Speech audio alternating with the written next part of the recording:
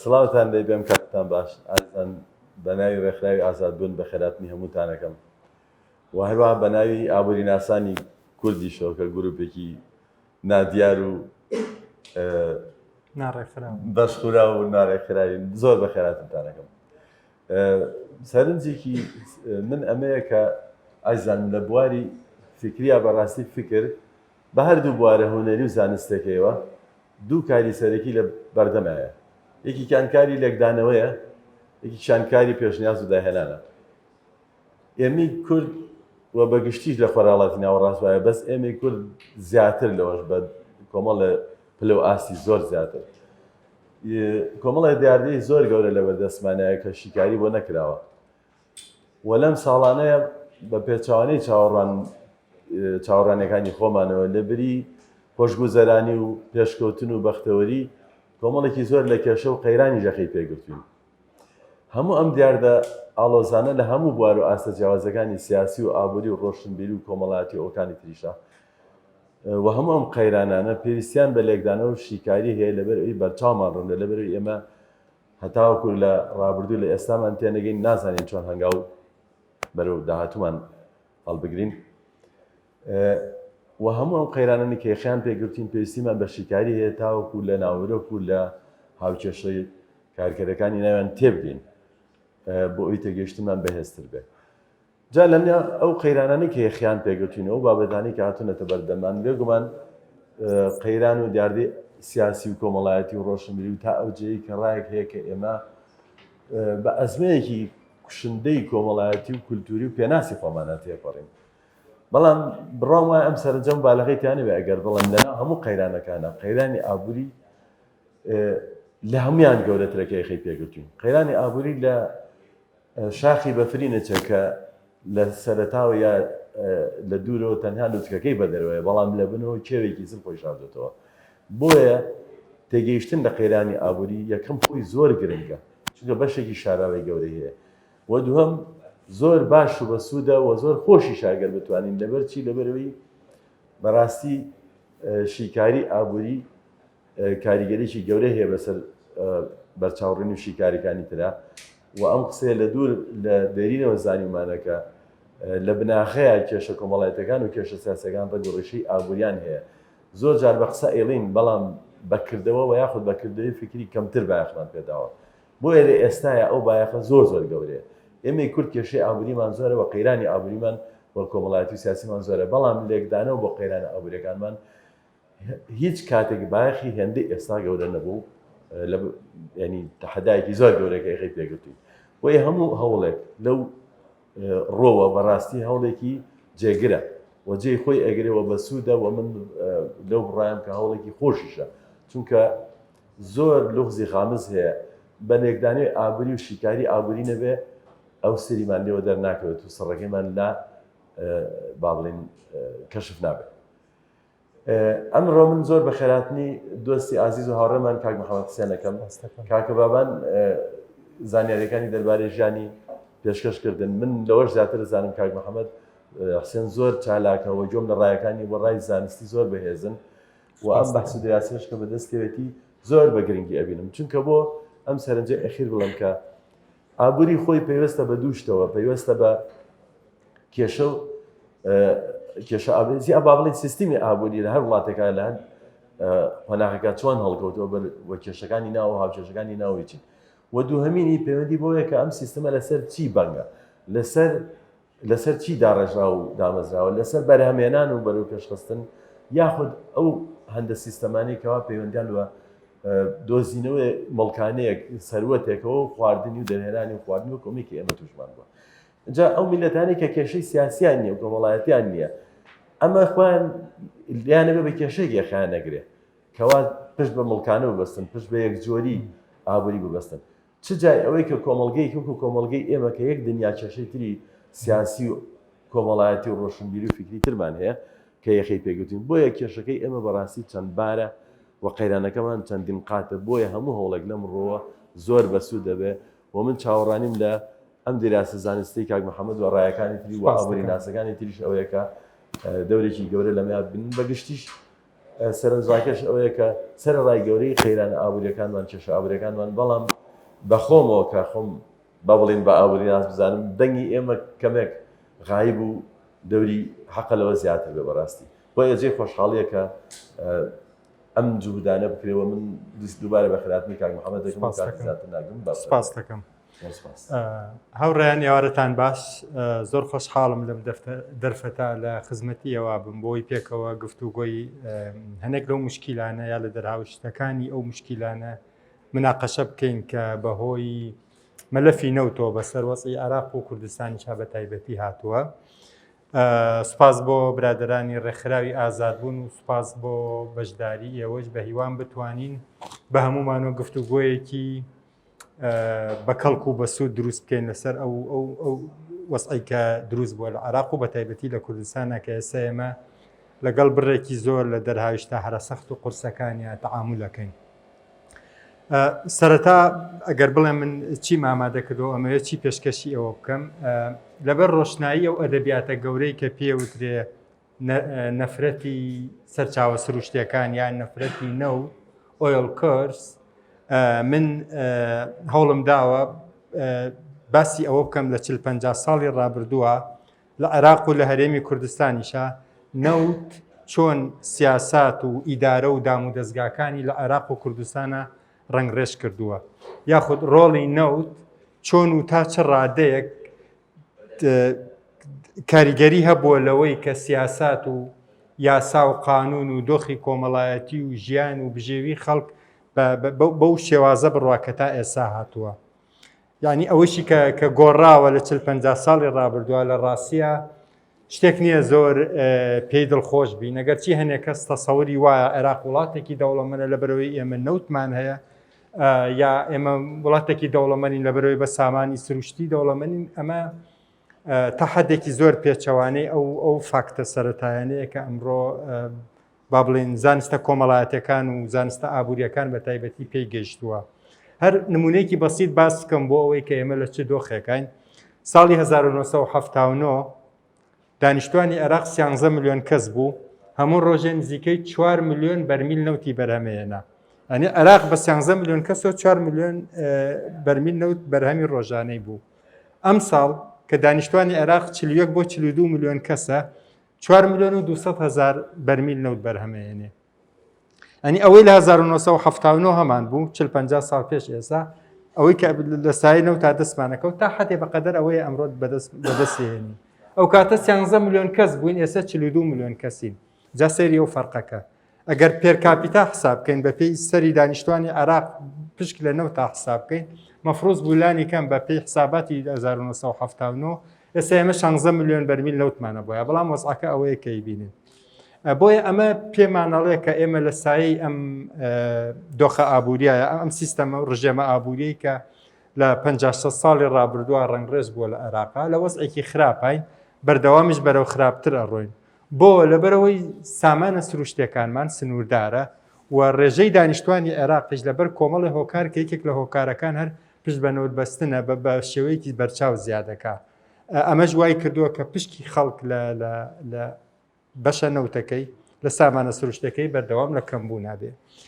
بۆیە من لەبەر ڕۆشنایی ئەو تیۆری و گفتوگۆ و مشتومڕانەی لە چوارچەوەی ئەدەبیاتی نەفرەتی نەوتایە هەوڵەدەم ئەمڕۆ بەشێک لەو مشکیلانەی عێراق و کوردستان مناقەشە بکەین لەگەڵ ئێوە تاوەکو بەرچاوڕوونیەکی باشتر و زیاترمان هەبێ لەسەر ئەوەی کە ئەو گوزارێ لەسەر ئەوەشی کە لە 40-50 ساڵی ڕابردووە تێپەڕیە بەسەرمانە و ڕۆڵی هەبووە لە دیاریکردنی ئەمڕۆمان. یەکەم تێگەیشتنێکی باوەیە هەنێ جار هەر لەناو ئەو کەسانەی کە دژی سیاساتی ڕێعی و پشت بە نەوت بەستن برەوی پێدراوە کە پێی وایە نەوت و سامانە سروشتەکان ڕۆڵیان هەیە لە دروستکردنی ڕژێمێکی سەرکوتکاری دیکتاتۆر یاخود لە دروستکردنی حکومڕانیەکی خراپە. ئەمە پشتڕاست نەکراوەتەوە بە لێکۆڵینەوەی مەیدانی و بە دەیتا و بە توێژینەوەی زانستی ئەوەی کە پشتڕاست کراوەتەوە بە مسۆگەری ئێستا هەموو ئەوانەی لەم بوارە ئیشەکەن تا حدێک گەشتونەتەوە قەنەعەتە ئەوەیە نەوت و سامانە سروشتەکان ڕۆڵێکی گەورەی هەیە لە هێشتنەوەی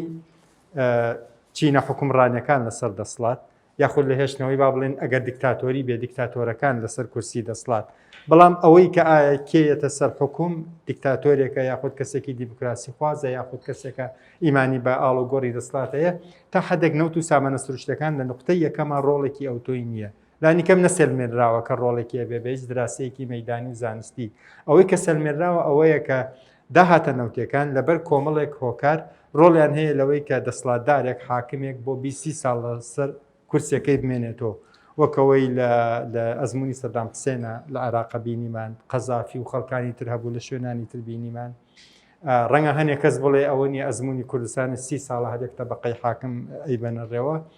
لێرە قورسە تۆزێک شتەکە بخەینە ئەستۆی نەوت و پشت بەنەوت بەستن لەبەر ئەوەی یەک نەوت فرۆشتن و پشت بەنەوت بەستن لە کوردستانە تازەیە لە 2014ەوە دەست پێەکە دوو ئەو معادلانەی کە وای کردووە پارتی وەکێتی و حیزبەکانی شەریکیان لە ساڵی 92 حکومەتی هەرێم دروست بکەن تا حدێکی زۆر علاقەی بە کۆمەڵە فاکتەری مێژووی و سیاسی و کۆمەڵایەتی دیکەەوە هەبوو جیاوازە لە نۆت من نامێ بچمەنە ئەو مەسەلەوە بەڵام ئەوەی کە ڕوونە ئەوەیە نەوت ڕۆڵی هەیە لە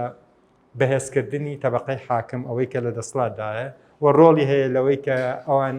داهاتە نەوتەکان بەکاربێنن بۆی زیاتر بمێنەوە لە دەسڵاتە ئەمەش کۆمەڵێک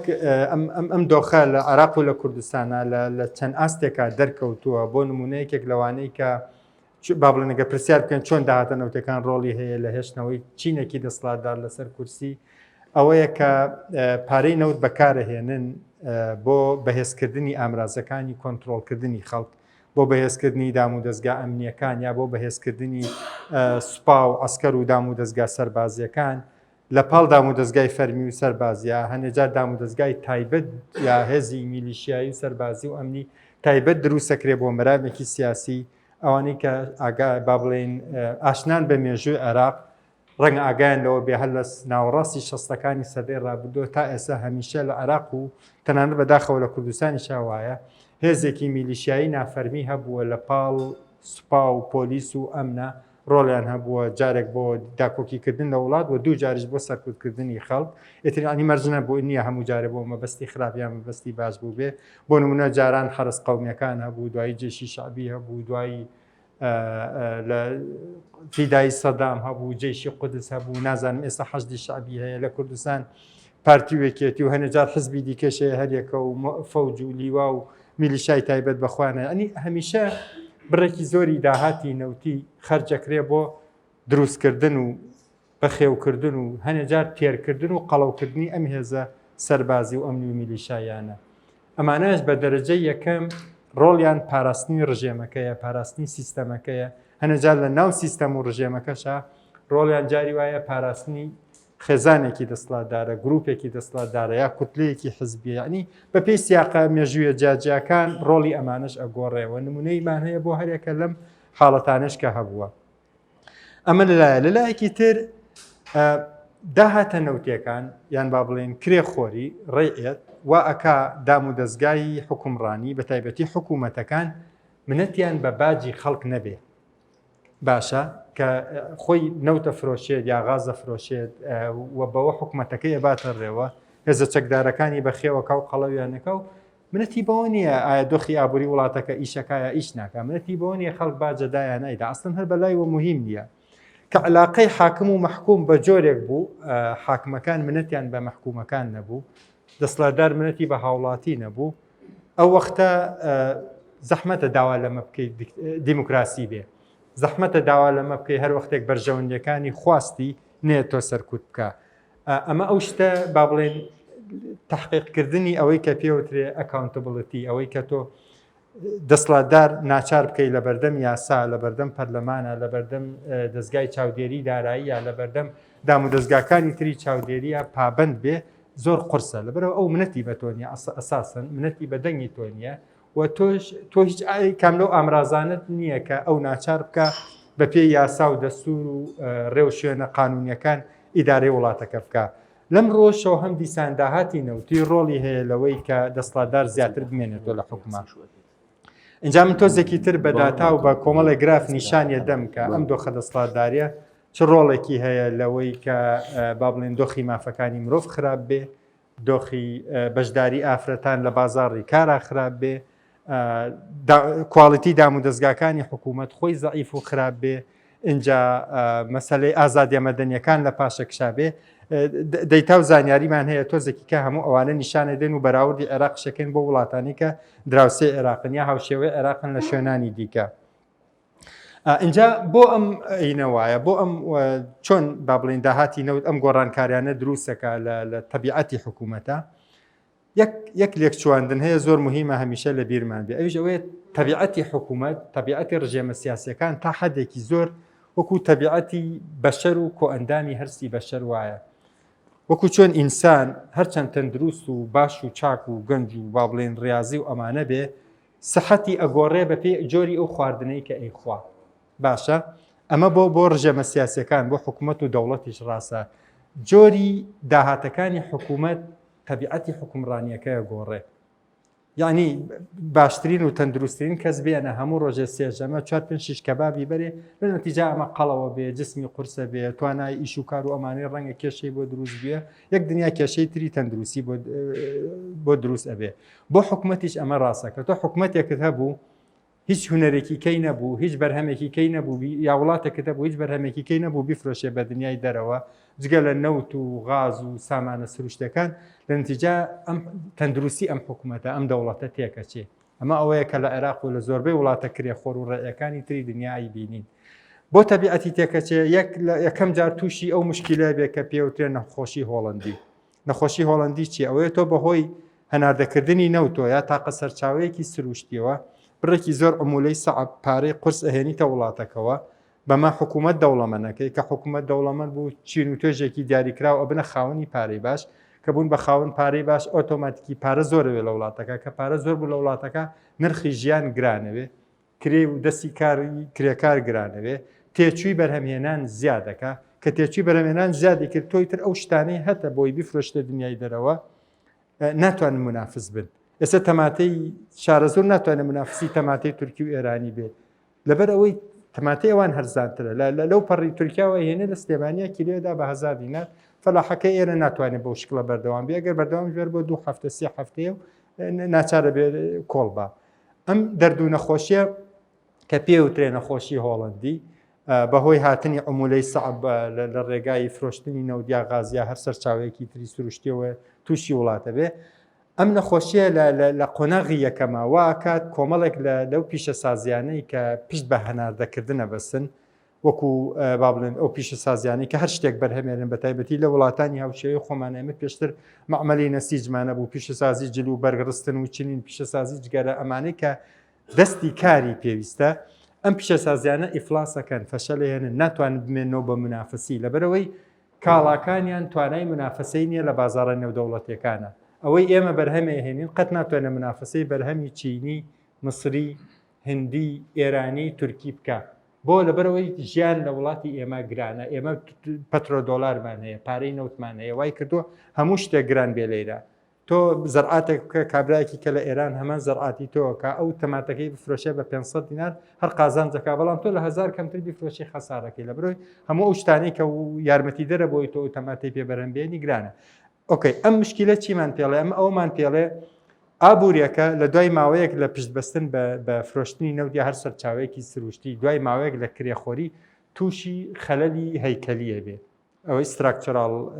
ئیشوز کە تووشی ئەم خەلەلە بوو ئیتر یەک دنیا کێشەی کەی بێ دوایە من وردە هەوڵەدێن لە مۆلا بچینە سەری اینجا تەبیعیە کە تۆ ئەم دۆخە ئابوورێت دروست کرد هەر تەبیعەتی حکوومەت ناگۆڕێت تەبیعەتی خەڵکیشە گۆڕێ حکوومەت و خەڵک وەکو یەکە کەونە ژێر کاریگەری ئەم سەقافەتە ڕێیە کرێخۆریەوە هەر چونکە لە هەموو شوێنێکی دنیا خەڵک حەزەکە باش نەدا و خزمەتگوزاریشی بە بەلاش دەستکەوێ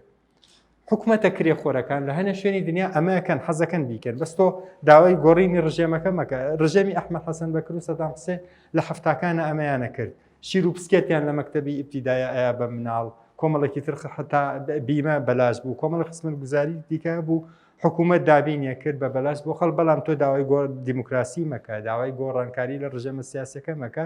تێر و پڕ بەخۆ دانیشی هیچ مشکلەیەک نییە ئێستا خەڵکێکی زۆر لە کوردستان و عێراقا حەنینی هەیە بۆ سەردەمە ینی ئەڵێ سەدام حوسێن چەند ساڵ شەڕی عێراق و ئێرانی کرد ڕۆژێک موچەی دوانە خست بەڵام ئەوە تاسە شەڕش نیە ئەمانە موچە دواخێنانی کۆمەڵە سیفاتی دەوڵەتی ڕێعی ڕژێمی ئابووری و سیاسی ڕێعی هەیە بەعام خەڵک حەزی لەکە لە هەر شوێنێکی دنیا بڕوا بکە خەڵکی ئەوروپا و ئەمریکاش ئەویان بۆ بلوێ باج نەدەن و تۆ ئەم خزمەت گوزاریانیان بە بەلاش بێتێ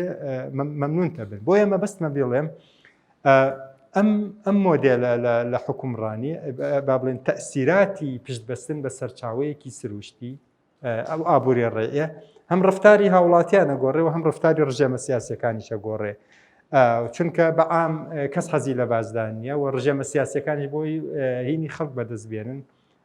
نانەوێت زەخت بکەن لە خەڵک بۆی لانی کەم خەڵک نەوروژێنن لە دژیان ڕاپەڕێ یان لانی کەم پشتگیری ئەو هاوڵاتیانە بەدەستبێنن هەوڵەدەن لە باج خۆیان بە دوور بگرن هەر بۆ ئەگەر عێراق بەراورد بکەین بەو دوو دراوسەیەی کە نەوتی نییە ئوردن و تورکیا سێرکە ئەو بەشە شینەی گرافەکە عێراقە هەر لە 2014 تا 2019 داهاتی باج لە کۆی گشتی کۆبەرهەمی عێراق لە کۆی گشتی GDP عێراق نزیکەی ینی بەدەقات زیاتر کەمترە لەوەی لە تورکیا هەیە و لەوەیشی لە ئوردن هەیە ئەنی ئەگەر سەرنجێدا بێ لە عێراق کەمترە لە 1% کۆی گشتی کۆبەرهەم GDP عێراق داهاتی باج بەڵام لە ئوردن نزیکەی 15% و زیاترە لە تورکیا نزیکەی 18% و تقریبا نزیکەی 18%. بۆچی عێراق وایە و ئوردن و تورکیاوان ئەکید جگەلەوەی نەوت ئێمە جیاکاتەوە لە عێراق ئێمە نەوتمان هەیە ئەوان نیمانە لە زۆربەی ڕۆکانی ترۆ عێراق و ئوردن وەکو یەکوان تا حدێکی زۆر هەمان میلەت هەمان خەڵک لە هەمان جوگرافیا و ژینگا و تا حدێکی زۆر هەمویان با بڵێن کاریگەرن بەو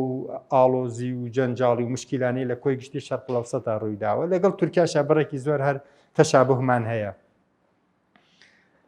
باشە ئێستا دەرهاویشتەکانی ئەم ڕژێمە سیاسیە چییە؟ وەکو وتمان مەسلەی کرێخۆری مەسلەی سیستەمی ڕژێمی سیاسی و ئابووری ڕێعی پشت بەنەوت بەستن ئەمە ڕواڵەتێکی بچووکە دیکە تۆ دەوڵەتێکت هەیە حەزەکە خزمەت گوزاریەکان بەشێک لە خزمەت گوزاریەکان بۆ خەڵک بە بەلاش دابین بکە و حەزەکە بنزین و گاز و هەندێک لە بەرهەمە نەوتیەکان بە نرخی مەدعوم بە خەڵک بەڵام لە بەرامبەرە لە کۆمەڵە شوێنی دیکات تێکەشکێ لە کۆمەڵە شوێنی دیکات تووشی کێشەی گەورە بێ پێشتر باسی ئەومان کرد چۆن میلیشیا و هێزی چەکدار بەخێوەکەن بۆ ئەوەی ڕژێمەکەیان بپارێزیێ لەسەر قسابی ئازادی و دیموکراسیەت و مافە مەدەنیەکانی خەڵکیا هەنێجار لەسەر بۆ ئەوەی خێزانێکی دەسڵاتدار گروپێکی دەسڵاتدار لە شوێنێکی دیاریکراوە لە ساتە وەختێکی مێژووی دیاریکراوە بکاتە حاکم. یەکێ لەو مشکیلە ئەساسیانەی کە تۆ هەر سەرەتا ڕوبەڕووی ئەم ڕژێمە سیاسانە ئەبێت و ئەم ڕژێمە کرێخۆری و ڕێیانە ئەبێتەوە مەسەلەی تەشەنەکردنی نایەکسانیە نایەکسانی لە داهاتە ئەوەی کە ئەڵەم نایەکسانی مەبەستم ئەوەیە ئەو داهاتەی لە عێراقا هەیە یان لە هەر وڵاتێکی دیکە هەیە چۆن دابەش بووە لە نێوان خەڵکە. ئەم گرافە ئەوەمان پێنیشانەدا لە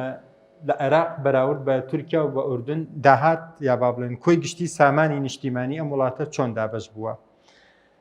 ئەو خاڵەی ناوەڕاست با بڵێن ئەوەی کە لێرە تۆزێک ڕەنگەکە تێک چووە وەکو شینێکی تۆقە وەکو با بڵێن نیلیەکی کاڵە ئەوە پێمان ئەڵێ لە سەتایەکی هەرە دەوڵەمەنەکانی ئەم کۆمەلگا ئەم وڵاتە لە سا چەنی سەروەت و سامانی وڵاتەکەی بەدەستوێ بۆ نمونە لە نموزەرجی عێراقا سایەکی هەرە دەوڵەمەنەکانی عێراق 120.7 کۆی گشتی سامانی عێراقیان هەیە. باشە سادەی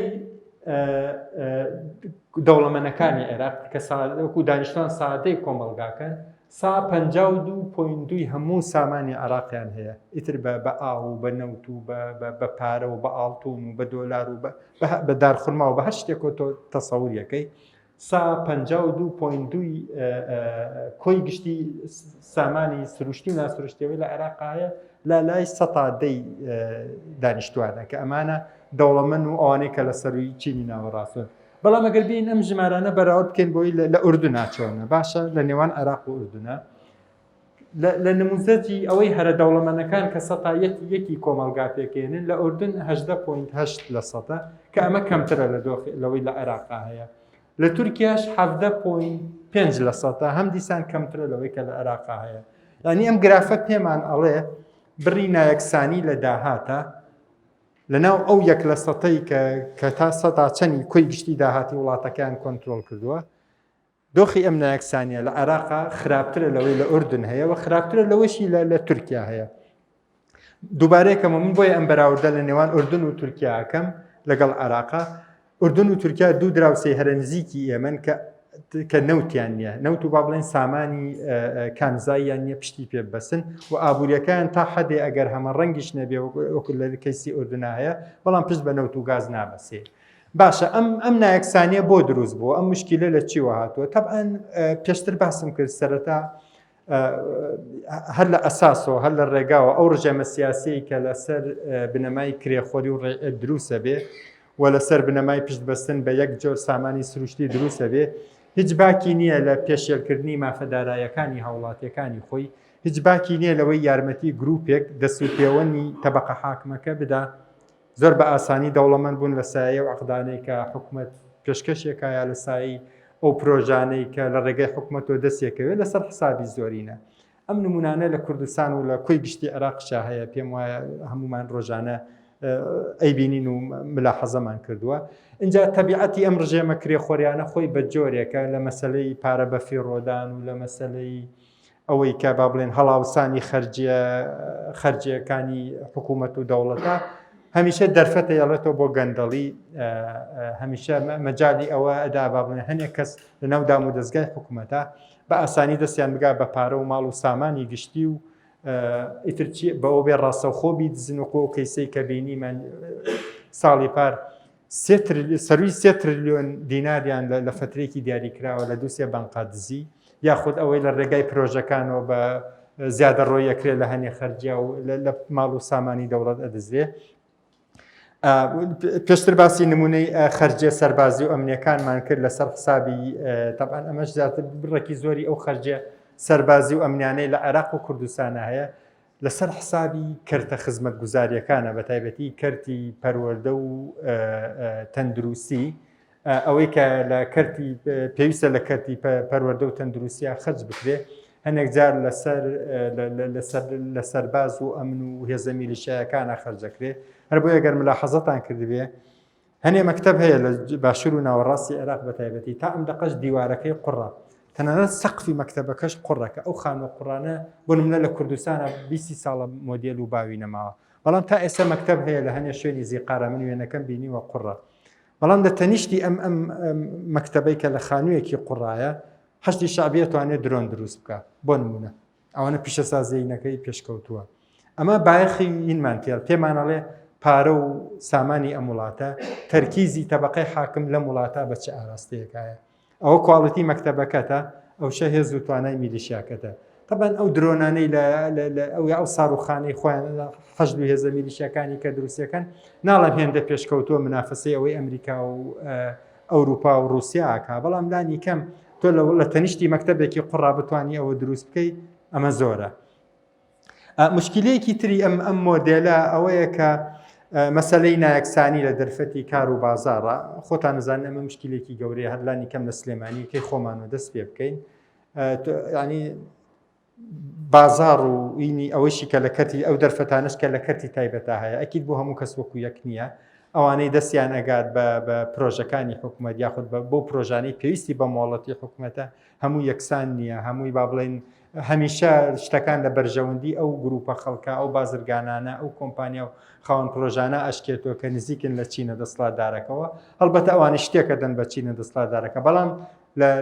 لە دوجارە ئەوەی کە ڕوون و وازەحە ئەوەیە کە لە سایە ئەم ڕژێمە سیاسیە هەمیشە تۆ بازارێکت هەیە قۆڕخ کراوە، نەکرد حکوومەت و کەرتی نەوت و ماڵی گشتی بە خراپی بەڕێوە ئەبرێ، تەنانەت نایەڵن بازارش بە شێوەیەکی ئازاد و باش ئیشی خۆی بکە و هەموو ئەو توانایانەی لە وڵاتەکە هەیە بچنە منافەسەوە بۆی لە نەتیجا بەرهەمێکی باشتر پرۆژە و کار و خزمەت گوزاریەکی باشتر پێشکەش بکەن. و هەنێک جار ئەم ململانەیە لەسەر سەرچاوەکانیش کە لە سایە ئەم ڕژێمانە دروستە بێ ئەبێتە هۆی ئەوەی کە بەفعلی شەڕونە ئارامی دروست بکە. باشە کەواتە بۆچی ئەگەر پرسیارەکە بەسیت و سادە بکەینەوە بۆچی پشت بەنەوت بەستن گرفتە؟ ئەکید ئەوەی پێشتر وتمان ئەمە ئەبێتە هۆی دروستکردنی دۆخێکی ئەمنی سیاسی ئابووری ناسەقامگیر هەم ململانەیە لەسەر ناوچەکانی کۆنتترۆلکردنی ناوچەکانی نەوت و دەوڵەمەند بە سامانی نەوت و غاز دروست ئەبێ هەم ململانەیە لەسەر ئەو بەرژەوەندی و قازانجانەی لە ئیدارەدان لە چواردەوری پرۆژە نەوت و غازەکانە هەیە هەم دیسان ئەکرێت بێتە هۆی ئەگەری بەریەککەوتن و پێکدادان لە نێوان گروپ و هێز و میلیشیای چەکداری بەهێزی لە هەر ناوچەیەکی عێراق و کوردستانیشە و بە دیوێکی تریشە لە ئاستی نیشتیمانیە ئەو کەسانی کە ئیشیان لەسەر مێژووی کورد کردووە بڕێکی زۆری خەلەلی مفاوەزاتی ساڵانی هەفتاکان و ناکۆکی نێوان قیادەی شۆڕشی کورد لەو سەردەمە و سەرکردایەتی دەوڵەتی عێراق لەو سەردەما ئەگەڕێنەوە بۆ ئەو ناکۆکی و ململانەی کە لەسەر کەرکووکیان بوو یعنی ئەوەی کە نەیانتوانی بگەنە ڕێکەوتن فەشەلیان هێنا لە مفاوەزات و ڕێکەوتنی دوای بیانی یانزەی ئازار ئەوە بوو کە لایەنی کوردی ئەویست کەرکووکیش بەشێک بێ لە ناوچەی حکومی ذاتی یاخود لانی کەم دۆخێکی تایبەتی هەبێ لە سێر سایە ئەمانابێ لایەنی عێراقی ئەمەی ڕەتەکردەوە بە هەموو پێوەرێک لەبەرچی لەبەرەوە کەرکووک نەوتی تیا بوو ئەگینا لایەنی کوردی هیچ کێشەیەکیان نەبوو کە ئەو کاتە وازیان لە مەندەلی هێنا کە مەندەلی هینی با بڵێن شوێنی معقەلی کوردەفەیلەکان بوو ئەو کاتە زۆر بەهێز بوون لە قیادەی پارتیە کێشەیان نەبوو ئەگەر تەنازول لە سنجار بکەن کێشیان نەبوو ئەگەر تەنازل لە قەرەتەپە و جەبارەوە ئەو ناوە بکەن بۆ لەبەرەوە شوێنانە نەوتیتیان نەبوو دەوڵەمەند نەبوو بە غاز سامانی سروشتی نەوت و غاز کەواتە پۆینتەکە ئەوەیە لە هەر شوێنێکان نەوت هەبوو ئەگەری ململانیە لەسەر ئەو شوێنە هەمیشە ئەگەرێکی بەهێزە و لە مێژووی کورد و عێراقشا ئێمە ئەم نمونەمانە بینیوە ئەمە لە ئاستی نیشتیمانی هاوکات لە ناو حکوومەت و لە ناو چینە دەسڵاتدارەکەشە بوونی نەوت یا بوونی داهاتی نەوت هەمیشە دەرفەتی ئەوەدا بە تەبەقە حاکمەکە خۆی بشارێتەوە لەو دام و دەستگانەی کە ناچاریەکەن شەفاف بێت کە ناچاریەکەن هەموو حساباتێکی بخاتە ڕووبەوەی بڕی گەندەڵی کەم بکرێتەوە بۆی بڕی گەندەڵی سنووردار بکرێت بۆ نمونە لە 6 ساڵی ڕابردووە ئێستش وەزارەتی سامانە سروشتیەکان ڕێگەی نەدا دەستگای چاودێری دارایی راپۆرتێکی تێروتە سەر بڵاو بکاتەوە لەسەر ئەوەی داهاتەکانی چەنە و خەرجیەکانی چەنە و ئەم داهات و خەرجیانە چۆن کراون ئەوەی دیلۆیت نیشانێدا ئەوە دەڕاستیە با بڵێن شەفافێتێکی جوزئی بوو دیلۆیت لە نەتیجای پێوتی وەزارەتی سامانە سروشتیەکان ئەم ڕقەمانەی یاوە بە من کە تۆ ئەم ڕقەمانە زەربوتەر حەکەی بۆ سەعرەی هەر وەزارەتی سامانە سروشتەکان خۆی ئەیا بە دیلۆیت ئەو ڕقەمانەی بۆ دەرەگرانی ئیشی حاسیبەیەکی بەسیتە هەر تەلەبەیەکی سەف پێنجی ئیبتیداییە توانێت ئەوتە بۆ بکە کە من باسی شەفافێتەکەم زیاتر مەبەستم ئەوەیە هەموو ئەو پارانەی لە کۆی گشتی پرۆسە نەوتیەکانە خەرجەکرێ هەموو ئەو پارانەی لەگەڵ ئەو کۆمپانیانەی کە ئیشی پەرەپێدانی کێڵگەکانەکەن ئیشی دۆزینەوەی کێڵگەکانیان کردووە یا ئەوانەی ئێستا نەوتەکان بەرهەمەیەنن ئەوانەی خزمەت گوزاری پێشکەشەکەن لە کێڵگەکانە ئەمەمان نەبینی ئیسەش دەمان بینی راپۆرتێکی تێروتەسەر لەسەر ئەمە بۆ وایە ئەگەڕێمە بۆ خاڵی کە سەرەتاوتم حکوومەتی ڕێئی لەبەرەوەی تاقە یەک سەرچاوی داهاتی هەیە ئەم سەرچاوە کۆنتترۆڵەکەوتر باقی بە بەشەکە باکی نییە بە بەشەکانی تری حکوومەتەکەی و باکی نییە بەوەیشی تا چەند خەڵک ڕازیە لەوەی کە چۆن ئیدارەی ئەم سەرچاوە سروشتیەکە لەبەرەوەی ئەو پشت بە باجی خەڵک نابەسێ ناچار نییە بۆ ئەوەی حکوومەتێکی باش بێ هەموو باشدارەکان ڕازی بکە هەموو هاوڵاتیەکانی ڕازی بکە ڕەنگە تەنها ئەوە نەبەست بێت دە 15 کەسێک یان لە باشترین حاڵەتە خەڵکانی ناو وەزارەتێک ڕازی بکە وەزارەتی سامانە سروشتەکان لە دۆخی ئێرە وەزارەتی نەوت لە دۆخی بەغا ئەمەش دیسانەوە دەرهاویشتەیەکی تری ئەو مۆدێلە ڕێیەیە کە لە عێراق و کوردستان هەیە یعنی هەمیشە ڕژێمە با بڵێن تەبەقە حاکمەکە دەرفەتی ئەویان هەیە خۆیان بشارنەوە لەوەی کە پێوتری ئەکاونتەبڵیتی بەرپرسیارەتی لە بەردەم یاسا بەرپرسیارەتی لە بەردەم دەستور و قانون و ئەو ڕێکارە ئیداریانەی کەوایان لێکا گەندەڵ نەبن کەوایان لێکا پار و سامانی وڵات بە فیڕۆ نەدەن دەرهاویشتەیەکی تری ئەم مۆدێلە ڕێیە ئەوەیان با بڵێن پەرەپێدانی ئەو پۆپۆلیزمەیە کە ئێستا لە کوردستان و عێراقا بۆتە مۆدە ئەوەی بۆ نمونە ینی لەسەر هەر دیاردە و بابەتێک کە مەوزوعێک ئەو ڕژێندێ کۆمەڵێک پەرلەمانتار کۆمەڵێک سیاسی هەر یەک و دەسەکەنە مزایەدەکردن حلی سەحری نامەنتقی و پێشکەشەکەن و باکیشیان نییە ینی کۆمەڵە حل و پێشکەشەکەن سوور ئەزانێت دوای دووسێ ڕۆژەکەوێتە درۆ بەڵام کێشەی نیانی تاریخ نابێتەوە لە درۆکردن بەردەوامە لەوەی کە درۆ لەگەڵ خەڵکاکات تەسەوری وایە کە ئەو خەڵکی خەڵەتانتر خەڵک ئەوەنە بێزاکرێ ینی ئەتوانێت هەتا سەر بڕوا بەم ئەگەر لە بیرتان بێ بە لە کاتی مناقەشەی پرۆژە یاسای دەسوورە بووە مشتوم ڕوو منافسەیەکی بەهێز لە نێوان زۆربەی ئەو برادرانەی کە ئەو حیزبانەی کە پەرلەمانتاریان هەیە لە بەغا گشتێوت ئەرەوەڵام من ئەوەی هی نەگەڕێنمەوە پاشەکەوتی موچەتان بۆ گەڕێنمەوە ئیتر بووە شەڕەبیان نامە و منافسە ئەمانە کە ڕوون بوو ئەمە ئەوە نییە ئەو دقەی هەیە لە ناو پرۆژە یاساکە ممکن نییە پاشەکەوتی پوجەی پێ بگەڕێنێت تۆ لەبەرەوەی پارەی بۆ تەخسیس نەکراوە تۆ تا ئێوارە خاڵ بخەرە ناو پرۆژە یاسای بوجەوە ئەگەر پارەکەی بۆ تەخسیس نەکەی هیچ بەهایەک و ئەرزشێکی نییە ئەمە با بڵێن نمونەیەکی ئەو پۆپۆلیزمەیە کە لە سایە ئەم مۆدێلە ڕێیانە دروستە بێ هەموو حیزبێک هەموو لایەنێک یەت پێ ئەوەی کە پێوترێ بە ئیدێمێکی کوردی گەرمیان هەیە پێوتێ پیاوەتی بەسەر ئاوی حمامەوەکە هەمووی ئەوێ لەسەر ڕێی نەوت پارەی نەوت زۆرترین خەڵک و دەنگدر لە خۆی ڕازی بکە بەبێ ئەوەی بیر لەوە بکات و ئایا ئەم پارە من ئەم هەموو عەدەدەم لەکوێ توانم جێبەجێ بکەم پارەی جێبەجێکردنی وعدانە لەکوێ هێنی ئەمە با بڵێن ئەم مشکلە ئەمە هەر لە کوردستانە نیە لە عێراقا زۆر خراپترە هەنێ جار زۆر بەستا حەدێکی زۆر مناڵانە و بازاڕیانە بەم دەرهاویشتەی ئەم مشکلە بینیت ئیتر ئەمەش دیسانەوە با بڵێن دەرهاویشتێکی تری ئەوەیە خاڵێکی تر کە زۆر گرنگە تەرکیز بکەینە سەری ئەوەیە لە سایە ئەم مۆدێلە ڕێیە ئەم سیاسێ پۆپۆلیستانە هەمویان تەرکیزیان لەسەر ئەمڕۆیە ئەیانەوێ بەو بەشە بوجەی یەتە بەردەستیان بەو پارەی یەتە بەردەستیان لە ئەمڕوا خەڵک ڕازی بکەن نەک وەبەرهێنان بکەن بۆ نەوەکانی داهاتوو یا لە شتێکا پارە خەرج بکەن کە لە ئاستی دوورمەودا خزمەتی خەڵک بکە هەر بۆ ئەگەر سەرنجە دابێ بە لیستی موچەی موچەخۆرانی حکوومەتی عێراق و حکوومەتی هەرێمیش ئەگەر بە پێی ژمارەی دانیشتوان پێوانەی بکەیت 12 جار زۆر زیاترە لە لیستی موچەی موچەخۆرانی هەر وڵاتێکی پێشکەوتوو بە ئەڵمانیای بۆ نمونە بەراورد بکە بۆ لەیرە هەمووی پارە لە موچەخۆرە خەرجەکە لە بەرەوە ئەیانەوێت لە هەڵبژاردننی داهاتوە دەنگی موچەخۆرەکە کەسب بکەن بەڵام نایە جادە دروست بکە نایە پر دروست بکە نایە لە خەسەخانە و مەکتەبە خەرجی بکە لە بەرەوە ئەمانەوە بەرهێنانی دوورمەودایە تۆ مەکتەبێکی باش دروستەکەی نەوەیەک بۆ پەروەردەکە 20 ساڵی تر تۆ بەرهەمی ئەمنەوە لە کۆمەلگاکە تابینی بەڵام ئەوە ناکە ئەڵێ من نییەم فەوجێکی میلیشایی لە چەمچەماڵ یا لە زیقار یا لە ئەنبار دروستەکەم لە هەڵبژاردننی داهاتوە دەنگی ئەمانەیە بەمەوە بەشی هەرە زۆری سیاسەکان لە هەولێر و بەغا و سلێمانی و بەسرش ئاوا بیرەکەنەوە زۆر کورتبینانە بیرەکەنەوە و هەر ئەگەر سەرنجتان دابێت لە نەتیجەی ئەم مۆدێلەی ئیشکردنێشە ئەگەر سەرنجتان دابێت ئێسێمە لە هەرێمی کوردستانە هەرێمێکی 6 ملیۆن کەسین بەپێی وەلو داتای فەرمینیە بەڵام بەپێی ئەترافی هەنێ مەسئولی حکوومەتی هەرێم خۆی نزیکەی 450,000 کەسمان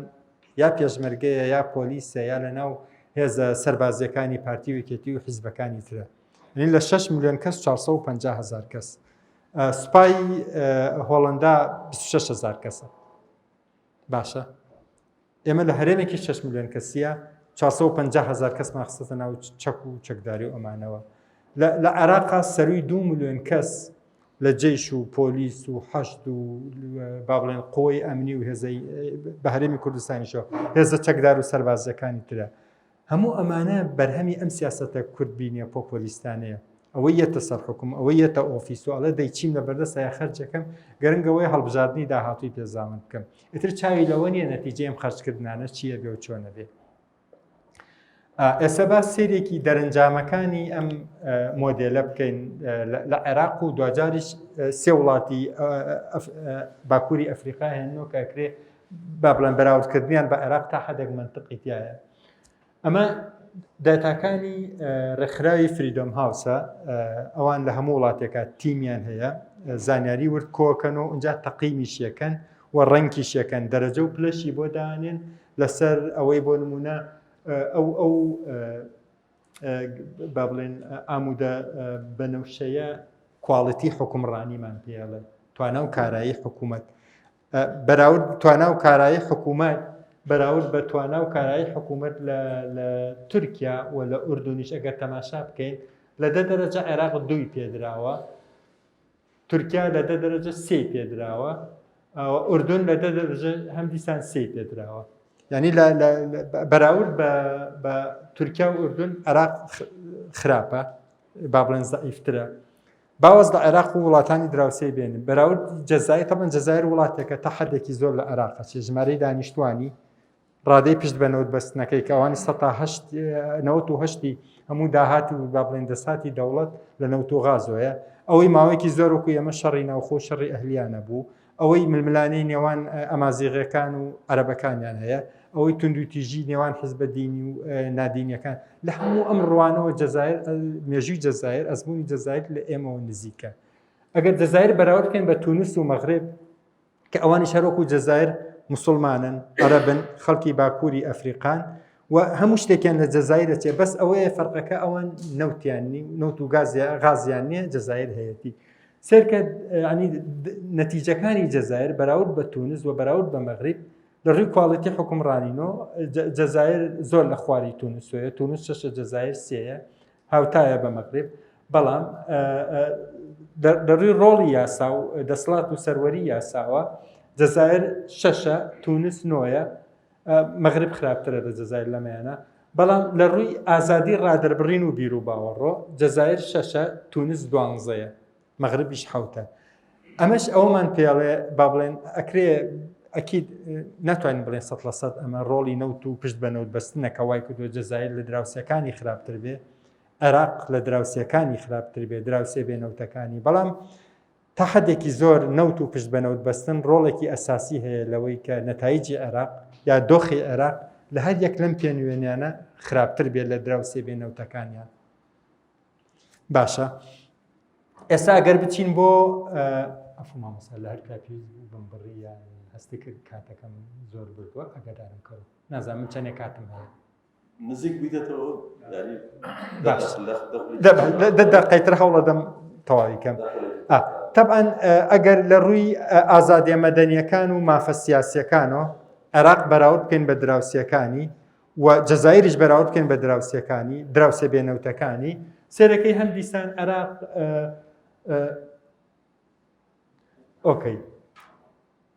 ئەم بەشەی ئێرە عێراق و ئوردن و تورکیایە لێرە لە ڕووی مافە سیاسیەکانەوە عێراق باشترە لە ئوردن و لە تورکیاوە ئەنی مافە سیاسیەکان بەسەوەی کە تەعەدودی سیاسی هەبێت یا چەوسانەوەی سیاسی کەمتر بێن نەبێ عێراق باشترە لە ئوردن و لە تورکیا بەڵام لە ڕووی ئازادیە مەدەنیەکانەوە ئەوەی کە پێوترێ سیڤل لیبەرتیس ئەوەی مەسەرەن خەڵک چۆن گزارش لە ئازادی شخصیەکانی بکە ئازادی سێکسوالیتیە ئازادی بیر و باوەڕی ئاینی ئازادی هەر هەموو شتانی کە واکە کەسێک لە ژیانە بەختەوەر بێ لەم ڕۆوە پلێ عێراق سیانزەیە تورکیا شانزەیە ئوردن 22 ئەنی بە هەموو پێنوێنیەکان لەم ڕۆوە عێراق لە خواری ئوردن و تورکیاوەیە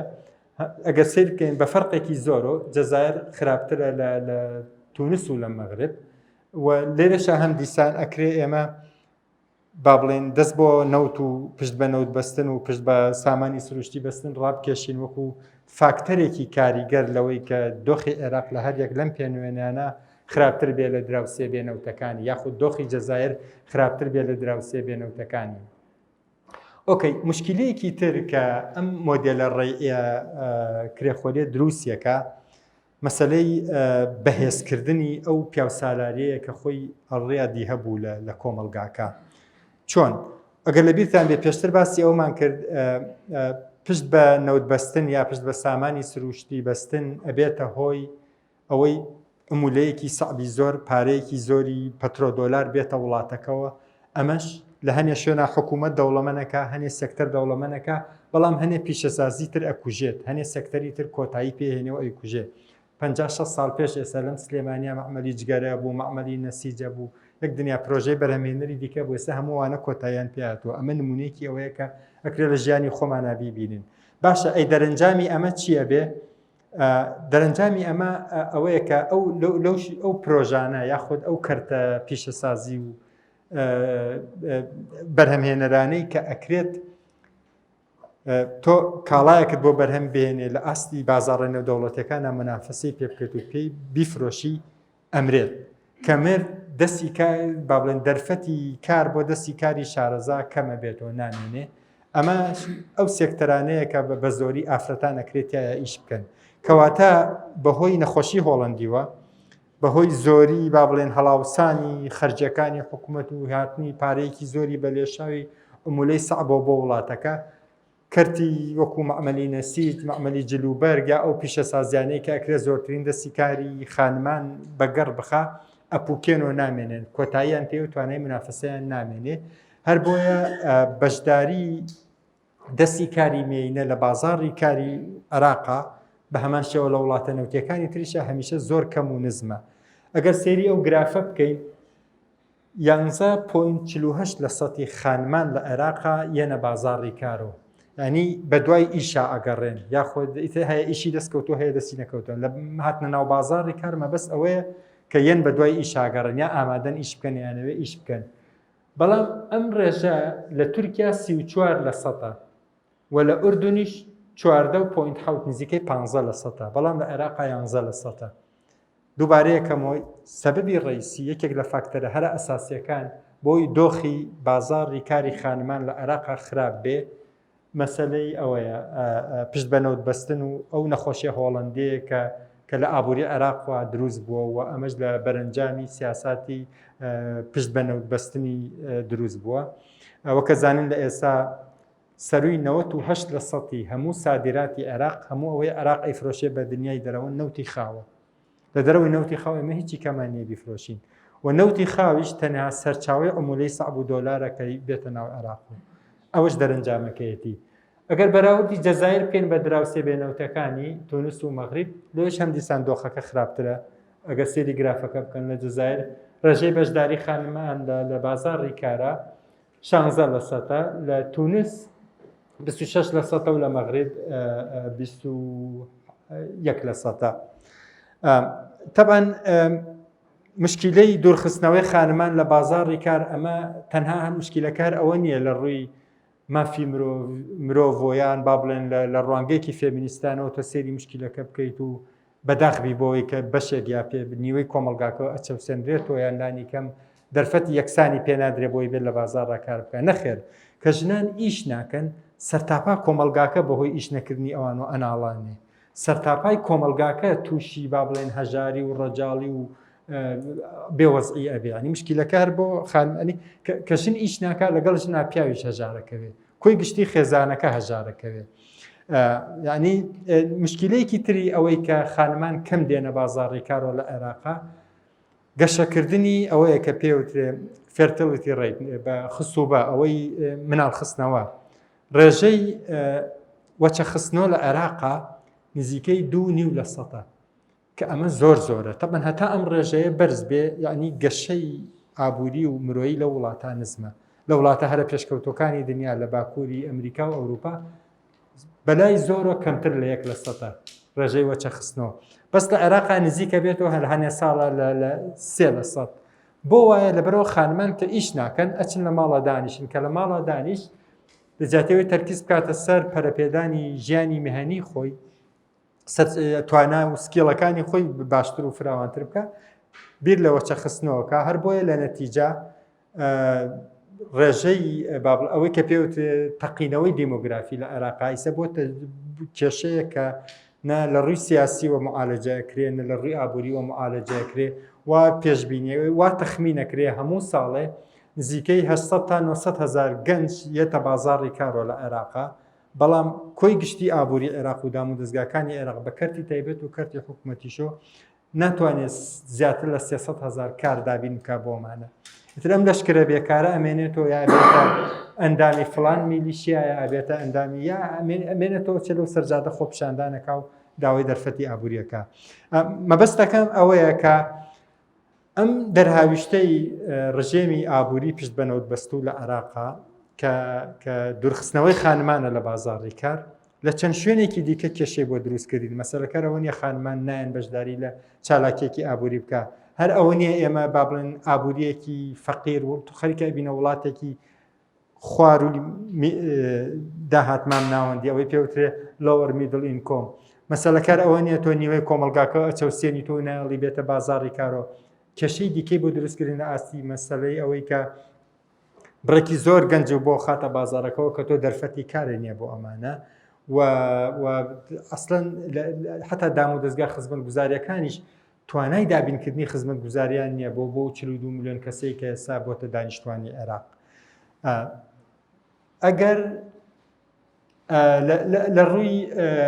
مەسەلەی گەندەڵی و کواڵەتی حکومڕانی و دام و دەستگا فەرمیەکان و حتا دام و دەستگا نافەرمیەکان و سەیری عێراقیش بکەن، خۆتان دەزانن هەموو ساڵێ لە ڕەنگی ڕێکخراوی شەفافەتی نێودەوڵەتیە عێراق لە لووتکەی وڵاتە هەرە گەندەڵەکانی دنیاە. لە مەجموعی 180 وڵاتە پلەی 157ەمی وەرگردووە. ئەگەر بەراوردی کەن بە تورکیای دراوسێ بێنەوتەکەمان ئەو پلەی 100ەکی هەیە، دراوسێ بێنەوتەکەی دیکەمان ئوردن ئەو پلەی 47 هەیە. هەر بۆەوەی کە نیشانی دەین کە نەوت و پشت بە نەوت بەستن ڕۆڵێکی سەرەکی هەیە لەوەی کە عێراق وڵاتێکی ئاوا گەندەڵ بێ، ناڵم ڕۆڵی تەنها فاکتەری سەرەکی، بەڵام کێکە لە فاکتەرە سەرەکیەکان با جەزائیریش بەراورد بکەین بە دراوسێ بێنەوتەکانی. ئەگەر سەرنجتاندا بێ ڕەنگی جەزایر 116 لە کۆی 180 وڵاتی ئەوەی کە ڕێکخراوی شەفافەتی نێودەوڵەتی متابعەکە. جەزایر 116 هەمینە، تونس 85مینە، مەغرب 94مینە. یعنی جەزایریش بەراورد بە دراوسێ بێنەوتەکانی هەرە خراپترینە. وردەکاری ئەوەی کە چۆن ئەکرێ حکوومەت گەندەڵ بێ یا گەندەڵ بووە تا ئێستا من زۆر کاتی پێوە ناخۆشم، چونکە مە بابەتی مناقەشەی ڕۆژە بەشی هەرە زۆرمان هەتا لە فەیسبوک و تۆڕە کۆمەڵایەتیەکانە بەردەوام ئەمە باسەکرێ. من ئەمەوێ دوا قسەم لەسەر دۆخی گشتی عێراق پێشەوەی بچینە سلایدی داهاتوو کە لەسەر کوردستانە باسی ئەوە بکەین باشە ئێمە چیمان بردو و چیمان دۆڕان لە 40-50 ساڵی ڕابردووە. هەم دیسان لێرا بە خۆمان بەراورد بکەینەوە بە تورکیا. ساڵی 1990 طبعاً کە تۆ سەیری تەسەڕف و ڕفتاری حکوومەتەکەی لە پارە خەرجکردن، لە پارە بەفیڕۆدان، لە قەبەی حەجمی حکوومەتی عێراق نزیکەی 4 میلیۆن کارمەند و فەرمانبەری، حکوومەتی هەرێمەڵە من میلیۆن و ڕوبع موچەقۆن وا هەستەکە ئەمانە شتی زۆر مهمیان کردووە، دەستکەوتی گەوریانە بۆ لە 40-50 ساڵی ڕابردووە. بەڵام با سەیری بەیاناتی خۆیان بکەین. پێرکاپیتا GDP لە عێراقا یاخود با بڵێن بەشی تاکە کەس لە کۆبەرهەمی عێراق ساڵی 1990 نزیکەی 7440 دۆلار بوو. لە ساڵی 2022 بۆتە 9199 دۆلار. ئەمە پێمان ئەڵێ گەشەکردنێک هەیە، بەڵام گەشەکردنێکی زۆر خاو و بچووک. با تەماشاکەین تورکیا لە تەنیشتی ئێمە چۆن گەشەی کردووە. ساڵی 1990 بەشی تاکە کەس لە کۆبەرهەمی تورکیا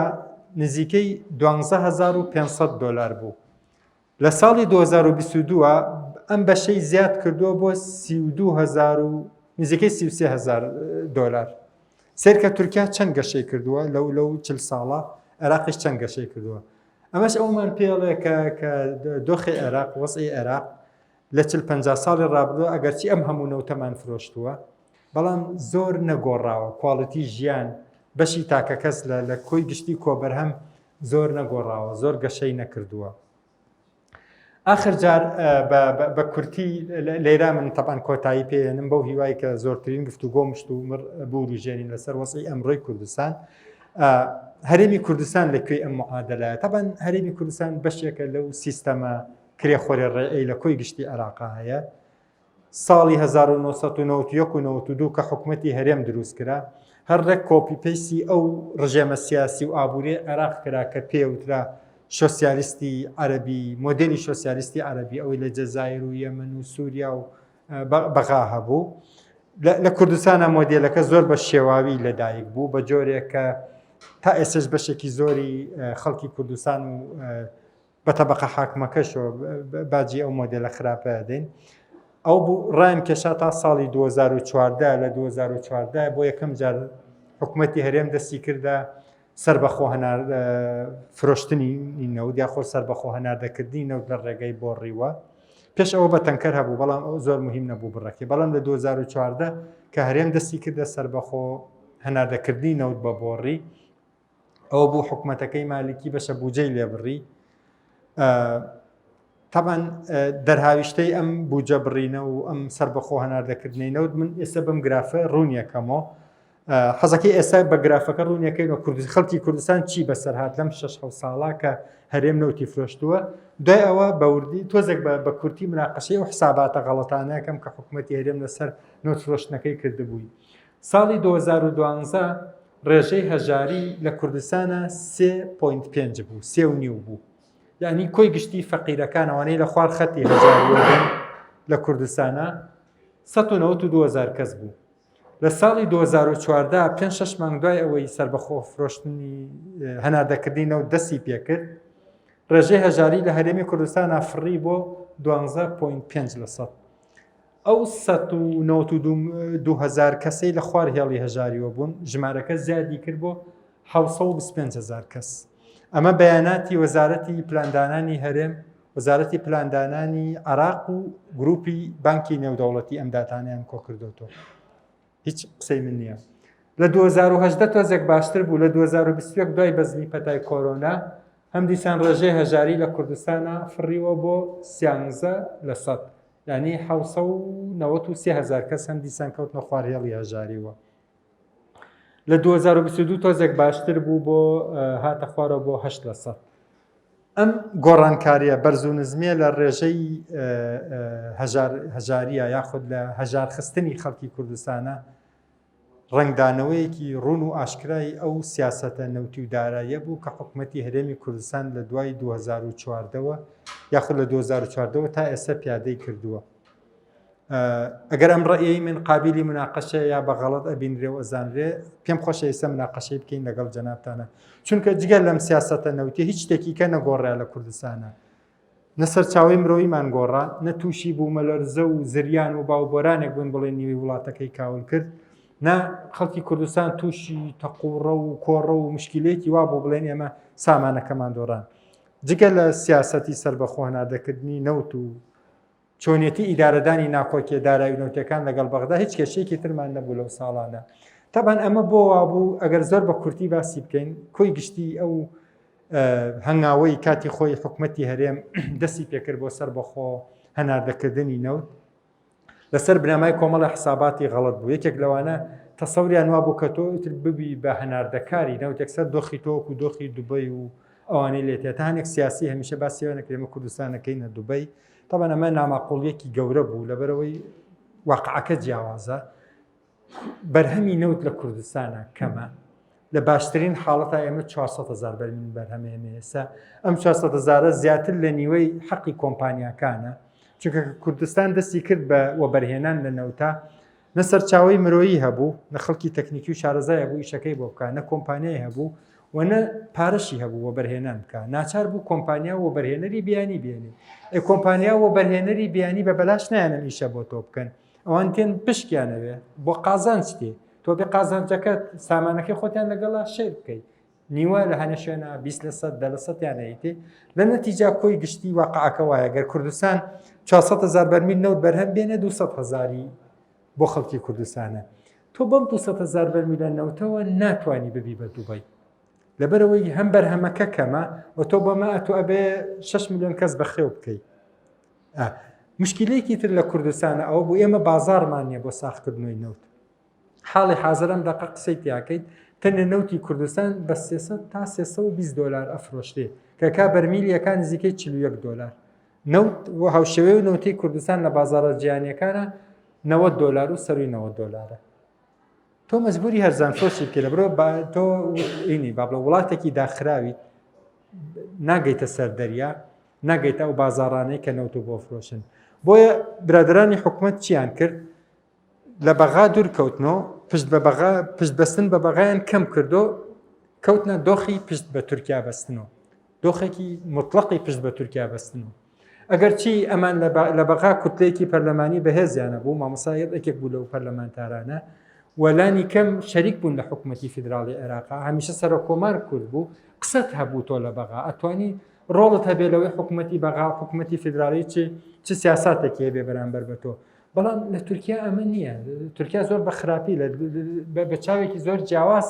مامەڵە لەگەڵ هەرێم و بەرپرسانی هەرێمەکە. ئەو تۆزە داهاتە نەوتەی هەیەن بوو لە ڕاستیە هیچ نەک بەشی ئەوەی نەکرد، بەڵکو وای لێکردن ناچاری کردن بە ببنە بە ڕژێمێکی سەرکوتکار هاوشێوەی ئەوەی قەزافی چونکە بۆ تۆ بۆ وەکو خەلیجیەکان بیت لێ کاتە ئەبێ ئەوەی ئەڵەن سیاسەتی عەسا و گەزەر لێ کاتە هەمە بێ تێڵایەکە پێ بێ بۆ سەرکوتکردنی خەڵک و گەزەرێکش هەبێ بێ بە خەڵک بۆ دەمچەورکردنیان ئەمان داهاتە نەوتەکانیان پارەی نەوتەکەیان هێندە نەبوو کە دەمی خەڵکی پێچەور بکەن بۆیە مەجبور بوون بە بەردەوامی خواست و ناڕزایەتی خەڵکیان بە زۆر بە کوتەک لەو سەرجادانە سەرکوتە کرد بۆیە لە هەموو ئەم حساباتە غەڵەتانە حکومەتی هەرێمی گەیاندە ئەمڕۆ نە داهاتی نەوتی نە پارەی نەوتی علاقاتی نێودەوڵەتی و هەرێمایەتی نە ڕۆڵی لە معادلە سیاسیەکانی بەغا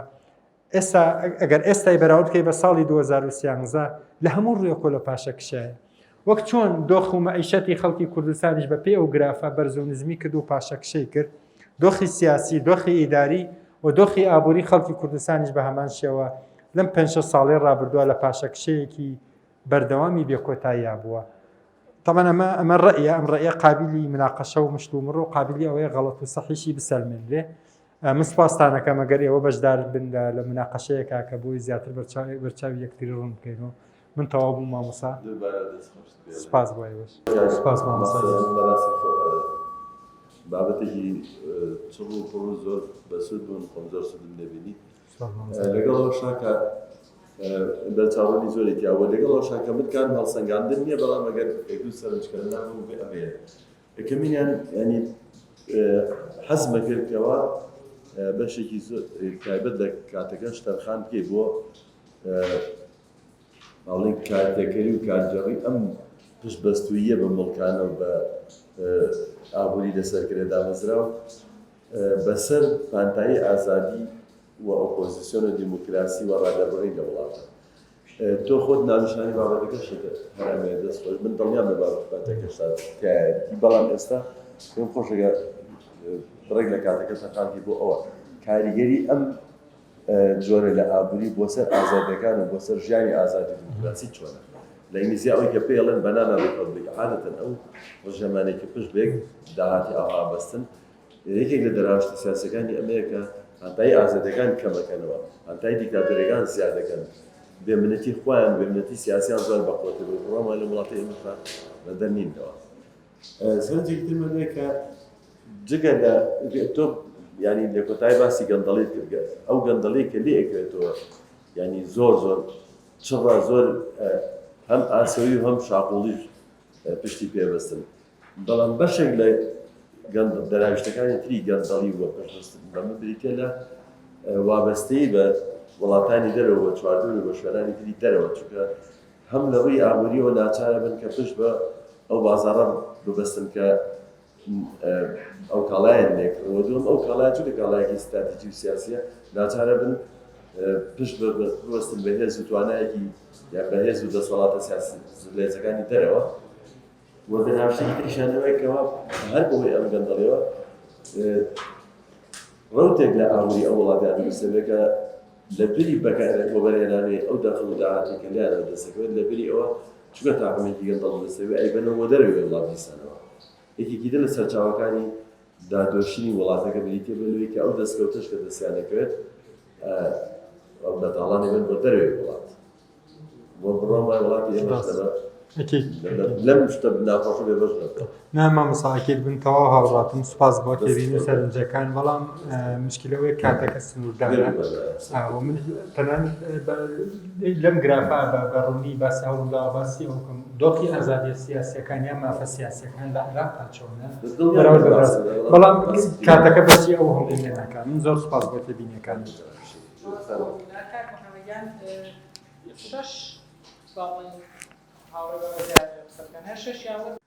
ئێوەتان باش بڵێ باشە دەستخۆشی بۆ کاک محەممەد لە حقیقەتە پرسی نەوت و تەسیری لەسەر ئەوەی کە لە اقتصاددا پێوتری ئابووری سیاسی ئیدارەدانی دەوڵات معارزەی سیاسی ئازادی بیرروڕە ئەوە بەڕاستی پرسێکی گرنگە بەس من شخصی خۆم زۆر مقنع نیم بەوەی کە بە شێوەیەکی حتمی هەمیشە ئەو اقتصادانەی کە نەوتێک لەسەر چاوەسەرچەکانی ئابووری وڵات پێکێنێ ڕوو لە سەرکوتکردنی ئازادیەکان و کەمکردنەوەی مەساحی فرەی بکە ئێمە بۆ نمونە تەجروبەیەکی وەکو نەرویژمان هەیە نەرویج وڵاتێکی نەوتیە و بە مەساحەیەکی گەورە قودرەی ئینتاجکردنی نەوتی هەیە بەڵام ئەمە دەورێکی ئەوتۆی نەبووە لە پاشەکشەی دیموکراسی لە وڵاتی نەرویج وە لە هەندێک تەجروبەی وڵاتی تریشە ئەمریکا و کەنەداش دوو نموزەچندەوەی کە نەوت مەساحەیەکی باش لە اقتصادی وڵاتەکە پێکەێنێ بەڵام لەگەڵ ئەوەشە ئازادی تەڕاجعی نەکردووە من باوەڕم وایە کە نەوت کاریگەری نەوت دەکەوێتە سەر ئەوەی لە چ کۆمەلگایەکە دۆزێتەوە و چ سیستمێک عێراق خۆی وڵاتێکە سیستمێکی نادیموکراتیەیە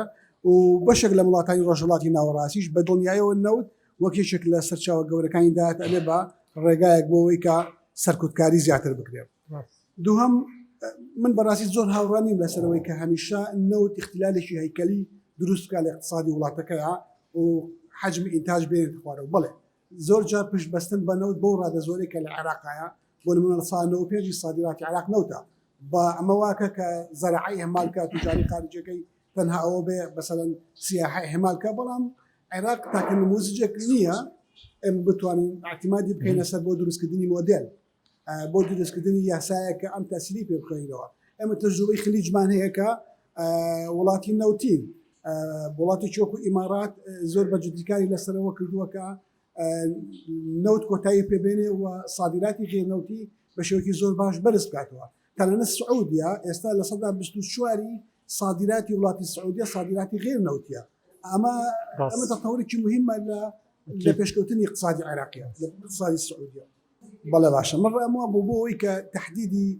تأثیری نظامی حکم کە لەسەر مەسەلەی نەوت یا نەوت لەسەر نظامی حکم کۆمەڵێک داتا ضروري بوو لەسەر نەفەقاتی عسکەری لە عێراق لە زمانی بەعسەوە هەتا ئێستا نەفەقاتی عسکەری پرسێکی مهم بووە و بەشێکی زۆر پارەی نەوت تەرخان کراوە لەو مەسەلانەیە و لە هەرێمی کوردستانی شەڕاستی دروستکردنی هێزی چەکداری متەنەوە دروستکردنی شەریحەیەکی گەورە لە پاسەوان کە ئەوەیەکە لە تایبەتمەندەکانی مۆدێلی نەوتی ئەوانە نقطەی گرنگن بەوەی کە بمان بەدە سەر نەتیجەیەکی باشتر و ڕاستتر بەرحاڵ لەسەر مەسەلەی ئابووری و ژن و ئەوانش لە حەزاتمە بۆ بەس کاتەکە زۆر ناگرم درەنگە و زۆر سواس. سڵاوتان لێبێ دەست خۆش ئوستاس لە ڕاستیدا من کاگومێت بەشی زۆری تێگەیشتنەکانی من دەستی خۆش و من لە نزیکەوە ئاگاداری ئەو دیراساتانم بە تایبەتی ئەوی لە مرکزی دراساتی عەرەبی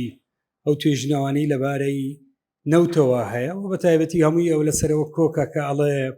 النەفد والدیموقراتیە زدان لا ئەجتەمەعان بەڵام لە ڕاستی وەکو نموزەزی تریمانەوەی کاگومێت باسی کرد ئەمە پشڕاستی ئەمە ناکاتەوە ئەمە لە ڕاستیە زۆر دقیق نییە واتە ئەمە دیدێکی میکانیکیە بۆ سیستەمی سیاسی و سیستەمی ئابووری کە پەیوەندی بە ئابووری سیاسیەوەیە بەڵام جەوهری با بڵێن کێشەکە لەم ناوچەیەوە وەزعی عێراق و هەرێمی کوردستانیش پەیوەندی کێشەیەکی مێژووییە و کێشەکە ڕاستیە کڕۆکەکەی پەیوەندی بە سیستەمی سیاسی ئابووری و ڕۆڵی حرەکاتی ئیجتیماعی و ئەو بقعە جوغرافیەی کە ئەم وڵاتی تێدا دەژی ئەمە خاڵی یەکەم. خاڵی دووەم لە ڕاستیدا پرسی کێشەی عێراق یان کە باسی لەوەت کرد دەوڵەتی عێراق لە سەردەمێکە کە نموزەجێک لە سۆسیالیستی بووە و ئەمەد بە ئیشکالیەتێکی با بڵێن بە ئیشکالەتێک زانی من پێم ئەمە دیدێکی ئایدۆلۆژیە و دیدێکی لیبرالیە و ئێمە عێراق لە دوای 2003ەوە لیبرالیزمی نوێ بە چڕی دەستی پێ کردووە و دیدی عێراق ئەگەر تەمەشا بکەی دیدی استراتیژەتی عێراق لەگەر سندوقی دراوی نێودەوڵەتی و بانقی نێودەوڵەتی واروە هەرێمی کوردستانیش بۆ 2030 لە زەر ئیشرافی سندوقی دراوی نێودەوڵەتی و بانقی نێودەوڵەتیە هەموو داتاکە لەو کاتە پێمان دەڵێن نسبەی هەژاری و بێکاری و جیاوازێ تەبەقەکان یعنی بەراوردەکەی زۆر زۆرە هەندێ داتا دوو لەسەر هەرێمی کوردستان لەسەر هەژاری و بێکاری لە ڕاستیە یەک یعنی تێبینێکی بچوو بدەمیژەوەیە هەندی ئەو داتانە پەیوەندی بە سندوقی دراوی نێودەوڵەتی و هەندێکی پەیوەندی بە هینی وەزارەتی پلاندانانی عێراقەوەیە بەشێکی ئەمانە لە ڕاستیە دقیق نین لە نزیکەوە من ئاگادارم نسبەی بەتاڵە و نسبەی بێکاری نسبەی هەژاری لە کوردستانە لە هەندێک شوێنە زۆر زیاترە لە عێراق بەڵام بۆ نسبەکە بە کەمی پیشان دەدرێ بۆ ئەوەی ئەو هاوکاریە نێو دەوڵەتیانەی کە دێتن لە ڕاستیە پشی هەرێمی کوردستان نەدرێتن و و بڕوا بۆ ناوچەکانی ناوەڕاست و باشووری عێراق و دەسەڵاتی سیاسی لە هەرێمی کوردستانیش سوود لەم داتانە وەردەگرێەوە پێی وایە وەزعی هەرێمی کوردستان لە ناوچەکانی تری عێراق باشترە. تورسی ئاخر شت هینی کەم کاتم تەواو بوو من پێم وایە مەسەلەی ئەم پرسی جیاوازە چینایەتیەکان پرسی سیستەمی سیاسی و بەستنەوەی دیموکراسی لە ڕێگای باجەوە من پێم وایە ئەم پرسە ئەم دیدە ئیشکالەتی تێدایە و خۆتان دەزانن دیموکراسی لەم ناوچەیە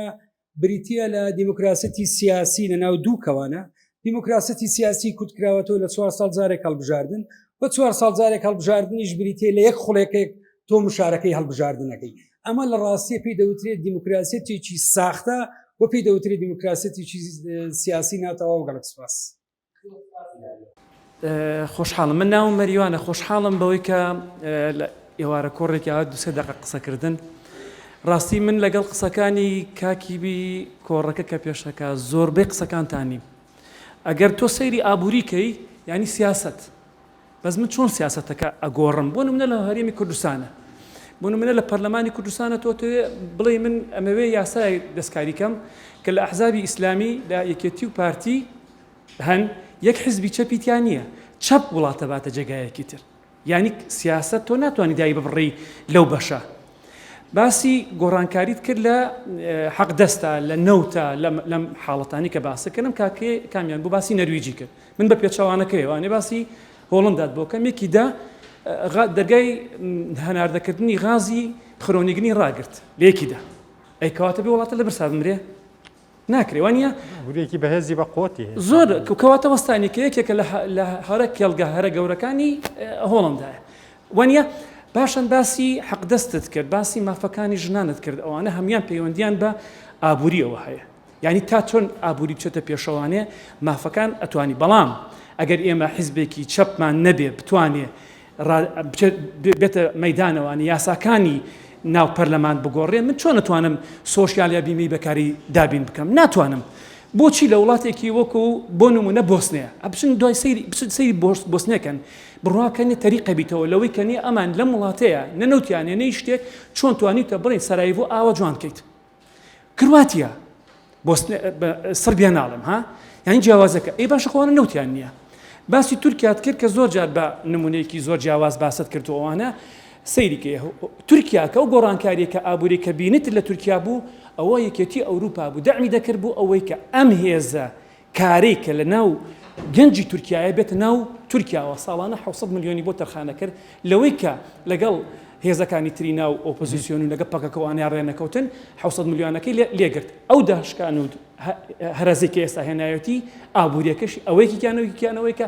خەڵکی ئەو وڵاتە خۆی ئامادە نییە ئابووری لەوانەوە بەربێنێ کە زیاتر لە 450 ملیاری لە ماوەی 2000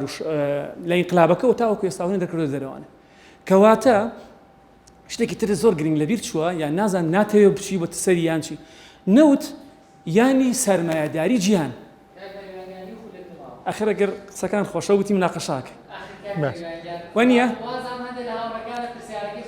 من پرسیارم نەکردووە من شتم ئەی باشە نیو دەقەکەی خۆم قساکەم ببوورە نیو دەقەکەی قسە ئەم نەوتە تۆ ناتوانانی بڵێ من ئێرە چاکەکەم یاساکانی پەرلەمان نەگۆڕی نەوتیش سەر بە کوێیە لە ڕۆتردامە فرۆشتێ وانە لە ئەندوێرت نەفرۆشتە لە نیویۆرکە فرۆشتە کاکە ناکرێتەوە ئەم شتە لێ لێک جاکەیتەوانێ ینی هەموو شتەکە بکەیتە سەر لۆمەی خەڵک کاتێک کە سەدام حوسێن و ئەحمەد حەسەن بەکر کاتێک کە توانیان بایعی و مەجموعەیەشت دابینکەن ئەوە هێزی خۆیان نەبوو ئەوان باش نەبوون ئەوە هێزی حیزبی شوعی و یا چەپەکانی ئەو کاتە بوو توانیتیان ئەو شتە دروستکەن لێرانە بۆ لێرانە ئێستاوەکنێ ئەو هەموو حاڵەتە ناخۆشانە کە لە ژنکوژی شەرمەزاریە لەبەر ئەوەی کە حیزبی چەپ نییە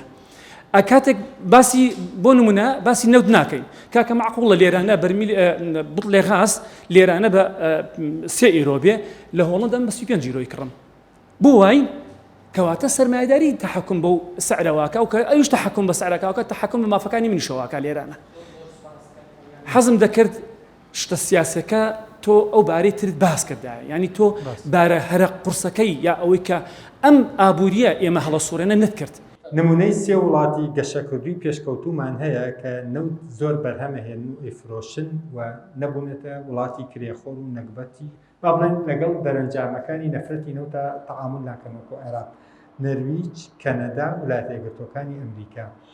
فەرقی ئەم وڵاتانە لەگەڵ وڵاتانی وەکو عێراقا ئەوەی ئەم وڵاتانە خۆیان پێشکەوتوو بوون، دەوڵەمەند بوون، لە ڕووی پیشەسازیەوە زۆر گەشەکردوو پێشکەوتوو بوون پێش ئەوەی نەوت بدۆزنەوە کە نەوتیان دۆزیوە نەوت بووە شتێکی زیادە بۆیان باش بوو، خۆش بوو، مهم و بەتایبەتی لە ویلایەتە یەکگرتووەکانی ئەمریکاوە بەرهێنانێکی زۆر کرا بۆەوەی نەوت بەرهەمی نەوتیان زیاد بکەن تاوەکو لە ڕەحمەتی وڵاتانی خەلیج و نائارامیەکانی شەرق لەوسەد خۆیان پارێزن بۆ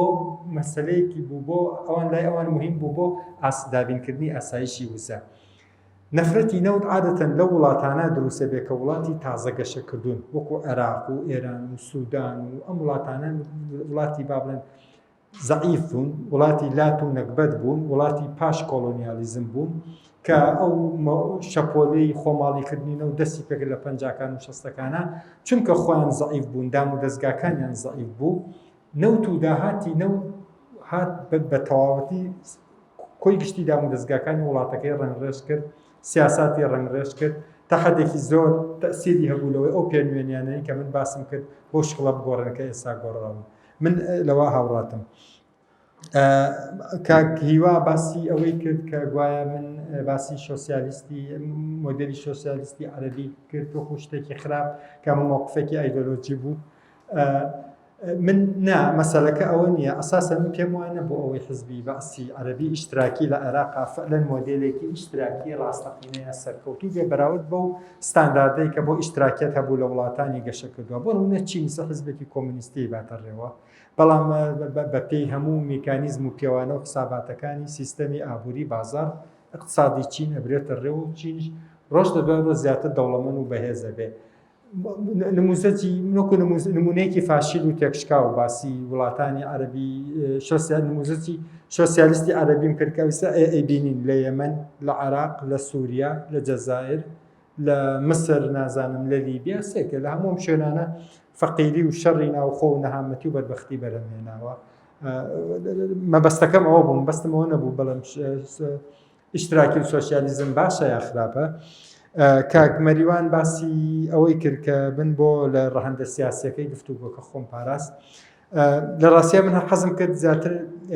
لەبەر ڕۆشنایی تەحلیلکردنی ئەو بەیانات و داتانەی هەیە باسی وەزعەکە و تەئسیراتی مشکیلەکە بکەم. ئابووری و سیاسەت قەت لە یەک جیا نابنەوە، هەمیشە دوو ڕووی یەک دراون، هەمیشە دوو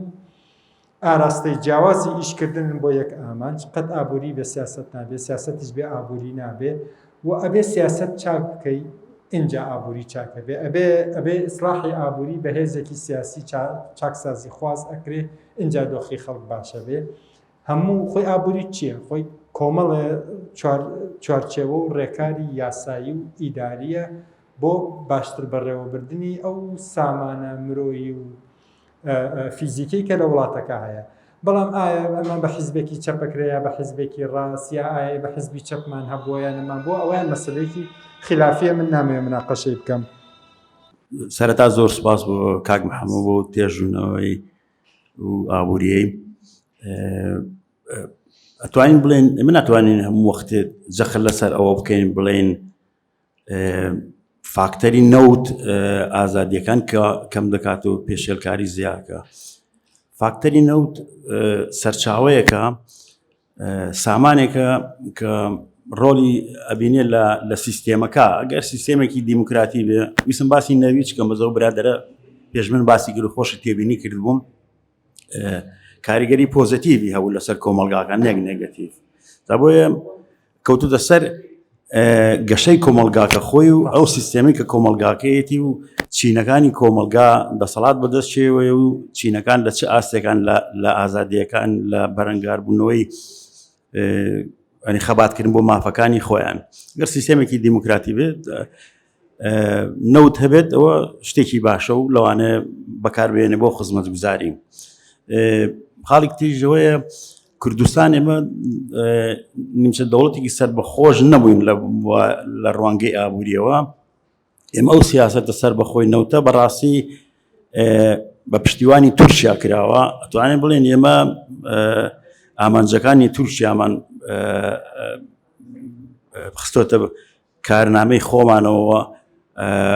بۆیە بۆ ئاڕاستیە ڕۆشتین. ئێمە سوودی نەوتەکە زیاتر بۆ تورکیا ڕۆشتووە وەک بۆ ئێمە و کە تەنانەت وڵاتانی ئەوروپاشی ڕقەستاندووە سەرمایەدارەکانی تورکیا نەوتێکی هەرزانیان دەستکەوێ منافەسەی کاڵاکانی ئەوروپا بکەن. یعنی لێدان لە نەوتی کوردستان ڕاستکردنەوەی ئەوروپا شەریکاتی ئەوروپاش ناڕازی بوون لەو نەوتەی کە هەرزانەی دەست تورکیا کەوتبوو لە ڕێگای کوردستانەوە کە بۆ ئەوەی کەوە منافەسەی کاڵاکانی ئەوام بکات. ویستم بزانم بیرۆرات چییە دەربارەیەوە. سپاس. خۆش بێ کاک محەممەد لە سەرەتاوە وتی نەسلمێنەوە ئابووری ڕێعی دوکتاتۆری دروست کە دواییش لە نزیک ینی دوای ناوەڕاست پۆپۆلیزم بەستەوە بە ئابووری ڕێعیەوە. ئەمە نەمان دووشتی متەناقزن لە ڕاستیان لای من. ئەوەی کە سەلمێنراوە لە ڕاستیە ئەوەیە کە لە وڵاتانی نادیموکراتیان جەناب نمونەی سێ وڵاتت هێنایەوە نەرویجە لەگەڵ ئەمریکایە لەگەڵ کەنەدایە هۆڵنداشی تایە. ئەوانە بۆچی تووشی نەخۆشی هۆڵنی تەبعەن بوون یعنی یەکەم جار هۆڵندا پێشتر نەرویج بۆ یەکەم جار تووشی نەخۆشی هۆڵندی بوو. تەبعەن ئابووری تاکڕشتە ینی ئابووری تاکڕشتە شەر نییە بە تەنیا بەنەوە بێ یا بەغاز بێ. ئابووری مۆزیشی پێ ئەوتێ هەیە وڵاتێک بە مۆز تاکڕشتێ هەیە بە قاوە تاکڕشتێوانە پێ هەمویان پیانەوت. لەبەر ئەوە لە ڕاستیە لە پێشەوە نەرویج توش بوو بەڵام هۆڵندیەکان کە توش بوون زووتر پێیانزانی بۆیە ناورا نەخۆشی هۆڵندی. بۆچی وڵاتە دیموکراتیەکان تووشی ئەوە نابن لەبەر ئەوەی نیزام دیموکراتیە بە هەڵبژاردن ئەگۆڕێ ناتوانێت دیکتاتۆر لەسەر کورسی حکوم بمێنێتەوە بۆ ماوەیەکی زۆر. ئەگەر ینی تەناقوزەکە لەکوێ عەرزی کەم کاڵێ لێرە یعنی لێرە نمونونەکە تەنیا لەسەر عێراقی نایە پۆپۆلیزم بەڵام خۆ هینە گەورەترین پۆپۆلیزمی دنیا ترامپە بەڵام اقتصادەکەشی ڕێعی نییە لە یەک نمونە ناتوانانی بکەی بەڵام ئەوەی کە فعلەن نەوت لە وڵاتانی نادیموکراتیە سەلمێنراوە کە دیکتاتۆریەت بەهێزەکە. ئێستا هە لە لای خۆمان بێجگە لەو شتانی جەنابەت باسی کرد انتخاباتی پێتەزویرەکرێ خەڵکی پێ ئەکڕێ حیزبی پێ ئەکڕێ نووسەری پێ ئەکڕێت ڕۆشنبیری پێ ئەکڕێ لە ڕاستیە ئەوە سەلمێنراوە کە هینە ینی سەرچاوەکان زۆرن بە هەزاران وتار و بەحث و ئەوانە هەن کە ئەی سەلمێنن وڵاتێکی ئاسیاویش پێم وایە ئەندونوسیایە ئەوی شەر وڵاتی ڕێعی بەهۆی نەوتەوە تووشی دیکتاتۆریەت بوو. بەڵام ئێمە ئەو وڵاتانی مەسەل نێجیریا پێشەوەی نێو بدۆزێتەوە 5-6 ساڵ دوای سەر بەخۆی وڵاتێکی زۆر مستەقل ڕۆوانەوە ئەو بەرەو دیموکراتیەش و لەگەڵ نەوتیان دۆزیەوە چکە هێشتا اقتصادیان گەشەی نەکردبوو هێشتا دیموکراتی ڕێگیدانە کوتی بوو بوو بە ناشرینترین نمونە و نەرویجیش بۆ بە جوانترین نمونە. نەرویج ئەو واریداتەی بە ئەمە عەرزکەم هەر ئەمە ماوە ینی نەرویج بێجگە لەوەی کە نیزامەکەی دیموکراتیە پەرلەمانی نەرویجی لایحەیەکی بۆ هینداناوە دەخاڵە ئەو بە حکوومەتی وتووە لە هەفتاوە هینێکی بۆ داناوە خەریتەیەکی بۆ داناوە ئەڵێتەوە ئەبێ واریداتی نەوت بەم تەریقەیە بەکاربێنی. ئەوان سنووقی ئەجیالیان هەیە سنووقی ئەجیال ئیستیسماراتیشی لەناو خۆی بۆی تووشی تەزەخم دەبن لە دەرەوەی وڵاتی ئیستیسماراتی پێ ئەەکەن و لە موازنەشیانە ناهێڵن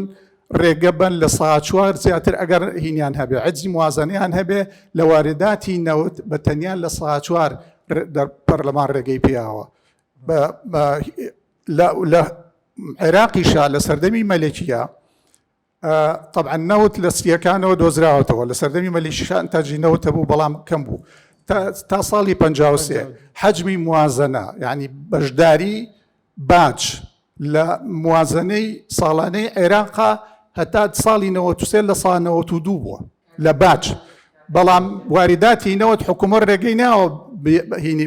بخاتە ناوینەوە خسۆتەوە سنووقی ئەعمارەوە کە لە سەردەمی مەلیکیەتەوە سنووقی ئەمارە هەبووە و ئەمانەی کە ئێستا ئەم هینانەی لە شارەکانە دروستبوون لە هینی ئەوەیە لە ڕاستیا گەر نیزامەکەی عێراقیژمایەتەوە بە دیموکراتیمە تووشێم نەخۆشییان هاوت هەندێکی نیشتوانی کوردستان چەند توێژینەوە کتێب و بابەتم لەو بارە هەیە لەگەلی کوردستانیش تەلەڤیزیۆن بەنامەیەکم ێ بەنای خۆشێنی هەن بۆ بابەت هەیە لە ڕاستیا کاک محەممەد من ئەزانم مادووی بە بابەتەکەەوە بەس یەک پێشیارمێ بۆ دەستەی بەڕێوەبەر چکە هەمومان هیلاک بووین کاتەکەی بەڕێز زۆر بوو هەڵ ینی ئینسان کاتێک گوێگرێت ئەو برادران هەندێکیان قسەیان کرد چوونە دەرەوە نیشانەوەی هیلاک بوون ئەنێ بێت بەڕێز 45 دقیقە کاتەکە دواتر ینی بۆ مناقەشا بۆ دەستەی بەڕێوە گیان نا من هەستم کرد زۆر بوو بەڵێ بەڵێ جا هەر دانیشتنی کاک محەممەد لێرە بەو ئازادی قسەکردنە ئەوە نیشانەی ئەوەیە کە ئەو فەڕی ئازادی هەیە بۆ قسەکردن لەم شوێنە ئێمە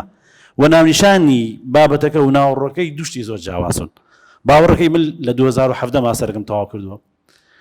تەنان ئەم هاوینە هەموو ڕۆژە 10 سعات 9 سعات تا 11 12 سعات لە بوایینەوە تا خوێندمەوە توێژینەوە نووسیوە وەڵاهی ناونیشانێکی مام نەبینیوە لە هیچ کتێب و بابەت و توێژینەوەیە چی کتێبی هاتووە پێشنگاکەی ساسوجە کڕیمە لەسەر نەوت ینی هەستەکەم بەڕێزت پرۆژەیەکی سیاسیت پێ دەتەوێت هەم دەسەڵا ناشینکەی هەم نەوت بکەیتە دوژمنێک کێشەکەی ئێمە بەڕێزیان کێشەی ئێمە دەستورە حکوومەتی عێراقی بە هەمان عەقڵەتی بەعس تەسەڕف لەگەڵ خەڵکی کوردستان ناکات لە مادەی 111 حەقی شەرعی شەراکەتی ڕاستەقینەی سەلماندووە ئەم دەسەڵاتە لە بەغا یەک بە دوایەکە ئامادەنین ئاعتراف بەم بابەتە بکەن بە بەڵگەی پرۆژە یاسای نەوت و گازی 2007 2011 مانگی پێم وایە 2023 کە شەراکەت ناسەلمێنن و کوردیش بە ناچاری بە هەڵە دەستی برد بۆ بابەتی نەوت و یاسای نەوت و گازی دەرکرد و ئابووری سەربەخۆی کرد ینی بەڕێزت ئەبوایە لە کاتێکی پێویستە و ئێستا ئێمە چۆن هەنگاو بنین بۆی کە لە ڕوانگەی دەسوورۆ ئەم بابەتەیە ئەم کە دۆخەتی کەوتوین خەریکە کاریگەری تەواوی لەسەر ئەزمونەکەشمان هەیە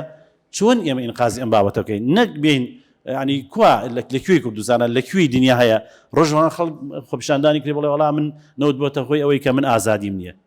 ینی بەڕاستی ئەمان شتێکە زۆر زۆر جیاوازە ئەمە زۆر هەڵەگرێەوە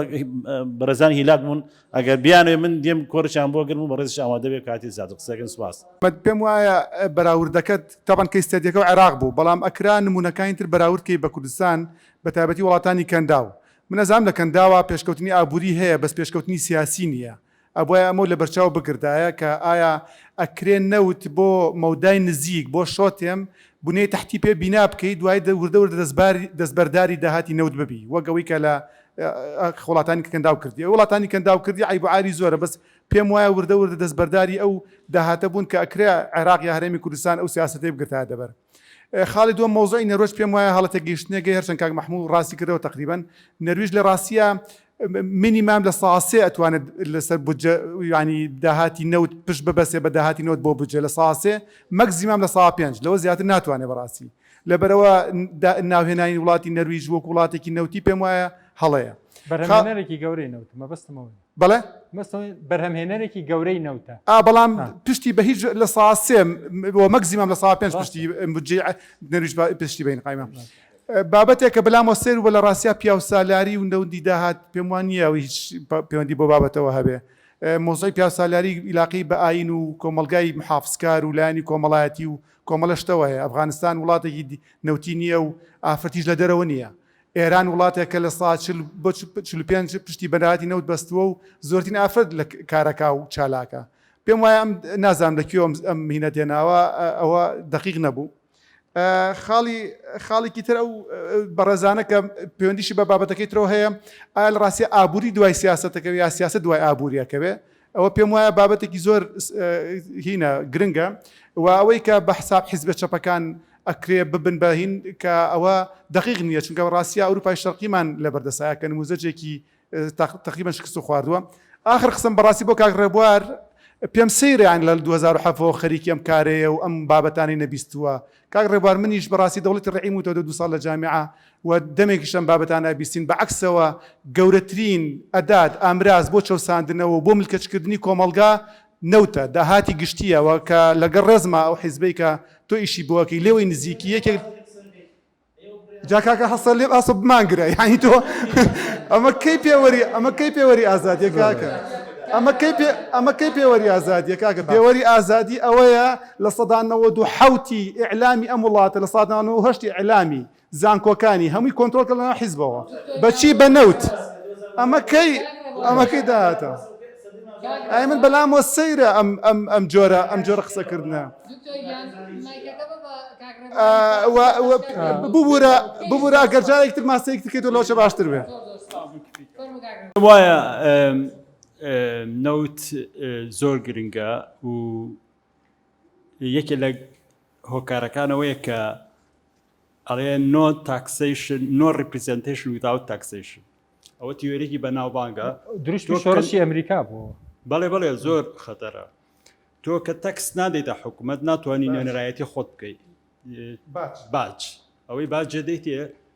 حکوومەت بەهی خۆتە زانی ئەو کاتە بۆیە ئاراستەیەکەی چۆن ئیش بکە بەڵام کە حکوومەت پارەی نەوت وەرەگرێ ئیداتە تۆ دەنگی تۆ گڕێەوە پێش دەڵێ بێت چۆن ئیش بکەیت ئەمە جیاوازیەکی زۆر گەورەیە خاڵێکی ترەبێ باسی کەمەوەی بۆ ئەمریکاوانەوەیە ئەوان هەر لە ئەساسەوە لەو ناوچەیەکن کە پێشکەوتون بۆیە نەوت ناتوانێت بیان گۆڕی ئەو لەگەڵەوەی تۆ وابزانم تیشکە قسە سەری بەڵام ئێرە ناوچەکە هەمووی بە دیکتاتۆری تەنراوە بۆیە هەرێمی کوردستان ناتوانێت بێتە نمونێکی باش بالفعل ئازادی سەرکوتەکرێبەوەی نەوتەوە زۆر سپاس من زۆر هاوڕاتم لەگەڵ سپاس بۆ تۆش کاکیوە من پێشتر وتم نازانم ئەگەر سەرکەوتونێ بێتم لەوەی باشتر ڕوونیکەمەوە نەوت کە ئەدۆزرێتەوە کە ئەبێتە سەرچاوەیەکی مهمی ئابووری بۆ هەر وڵاتێک ماوەتۆ سەر ئەوەی ڕژێمە سیاسی و ئابوووریەکە لە وڵاتە تا چەند پێشکەوتووە ئەتوانێت سوودی لەوەربگرێت ئەگەر ڕژێمە سیاسیەکە و ڕژێمە ئابوووریەکە زەعیف بێ وەکو عێراقی پەنجاکان و شەستەکان و هەفتاکان ئەوە تەئسیراتی دەوت و ئابوووریە کرێخۆریەکە سەرتاپای دەستگا و کایەکانی دیکە لەگەڵ خۆیان ڕنگڕێژەکات و ئەیگۆڕێ و کۆی لە عێراق و لە سوودان و لە ئەفغانستان و لە لیبیا بینیمە بەڵام ئەگەر وڵاتەکە خۆی پێشکەوتوو بێ ئابوووریەکی بەهێزیە بێ گەشەی مرۆیی و تەکنۆلۆژی لە وڵاتەکە لە پێش بێ و کۆی لە کەنەدا و لە ئەمریکا و لە نەرویج هەبوو ناشتەکە بۆ جۆرە نابێ بە عکس و سوودیان لە داهاتی نەوت و سامانە سروشتەکانی دیکە وەرگرتو و بەردەوام لەسەر ئەو ڕەوتەی پێشتر دەستیان پێکردووە ئەمە و نقطە مەسەلەی تورکیا و هەرێمی کوردستان و تورکیا هەردووکیان سوودیان لەو ڕێکەوتنە وەرگرت کە نەوتی کوردستانیان پێنان ئەم ڕێکەوتنە لە بەرژەوەندی زۆربەی خەڵکی کوردستان یا بەستە بەقە حاکمەکە و ئەمە مەسەلەیەکی سیاسیە قسەی من یەکرێ خەڵخۆی حکوم بارەسەرەوە بەڵام ئەوە تا کە تورکیا ئێستا نایڵێ نەوتی کوردستان بڕوە نەوتی کوردستان بە قاچاقچێتی بەرمیلێکی ئەفرۆشتێ بە نزیکەی $40 کاتێکا لە بازارە $90 ئەگەر تورکیا بیهێشتایە لە بەندەری جیهان و بیفرۆشتایە بە نزیکەی $80 لانیکە مەفرۆشرا ئەو فەرقەکەیە زۆر گەورەیە و فەرقە $40 بۆ $80 تقریبا دوو قاتە هەم هەرێمی کوردستان سوودی لە تورکیا وەرگرت و هەم تورکیا سوودی لە نەوتە هەرزانەی هەرێمی کوردستان وەرگرت ئەوە ڕاستە کاک مەحموود ڕەزا من لانی کەم کتێبەکەی مایکل ڕۆز The Oil Course داتای کۆمەڵێکی زۆر وڵاتی نەوتی و نانەوتی پێشکەوت و وڵاتانی گەشە کرد و تازە گەشە کردووی شی کردوەوە گەشتۆتە و ئستنتاجەی کە نەوت خۆی بۆ خۆی دیکتاتۆریێت دروست ناکە بەڵام یارمەتی بەهێزکردنی دیکتاتۆریەدا و یارمەتی مانەوەی دیکتاتۆریێت لەسەر حکومەدا مەسلەی پۆپۆلیزم مرج نییە پۆپۆلیزم هەر دیکتاتۆری بێ و مرج نییە هەر نەوتیش پۆپۆلیزم دروستکە ماسمیدیا و تۆڕە کۆمەڵایەتەکان گەورەترین ئامرازن بەدەست پۆپۆلیستەکانەوە من باسی ئەوم کرد یەکێک لە دەرهاویشتەکانی ئەم سیستەمە ڕێیە برە و پێدانی پۆپۆلیزمە لە کوردستان و عێراقا ئەوە بۆ ئینەکەم نازانم تا چەند ئینەکەم گەیان پەیامەکە مەسلەی کاک مامۆستا ڕێبوار سواز بۆ تێبینەکە و یەکەم من ڕاستە هیچ پرۆژێکی سیاسی نییە من کەسێکی فەنی کارمەندی کۆمپانیایەکی ئەمریکیشم یعنی هەر بەلام ئەوەی لە عێراق و کوردستان ئاگوزارێ هیچ کار لە من ناکا بەڵام من هەوڵمدا میهەنیانە دەیتاکان تەحلیل بکەم اینجا مەسەلەکە بۆ جۆرە نیە تۆ خەڵ لەو سەرجادە بینی بڵێ من خۆ پیشاندانەکەم لەبەر ئەوەی نەوت دیکتاتۆریەتی دروست کردەوە نا پارەی نەوت یارمەتیدا لە سلێمانیا لە 17 شوباتە خۆ پیشاندەران لەو سەرجادە سەرکوت بکرێن شۆڕشەکانی بەهاری عەرەبی هات لە ئوردن لە مەغرب لە تونس لە مسر ڕژەمە سیاسیەکانی یا گۆڕی یا ناچاری کردن ریفۆرم بکەن بەڵام لە سلێمانی خۆمان لە هەفتەی شوباتە لە لیبیا لە سووریا لە بەحرین لە سعودی عەرەبی لە جەزایر لەم شوێنانە هەمووی تێکشکا شۆڕش فەشەلی هێنا تێکشکایە بووە هەربی ئەهلی بۆ لەبەرەوەی ڕژێمەکان تەبەقە حکمڕانێکە پارەی نەوتیان بەدەستەوە بوو یا ئەو دەسڵاتیان هەبوو کە پارەی نەوت ئەیاپیان بۆی شۆڕشی پێسەرکوت بکەن یا خۆپیشاندەرانی پێسەرکوت بکەن ئەمە ئەکرێت نمونەیەکە تەمان ئەمەش ئەوە ناگەینە بڵێ نەوت ڕۆڵی 100% سەرەکیە بوو بەڵام ئەمە نمونەیەکە ئەکرێ یارمەتیماندا کە نەوت و داهاتی نەوت چ ڕۆڵێکی هەیە لە هێشتنەوەی تەبەقە حکمڕانیەکە ئەمە لەو ڕۆوە مەسەلەی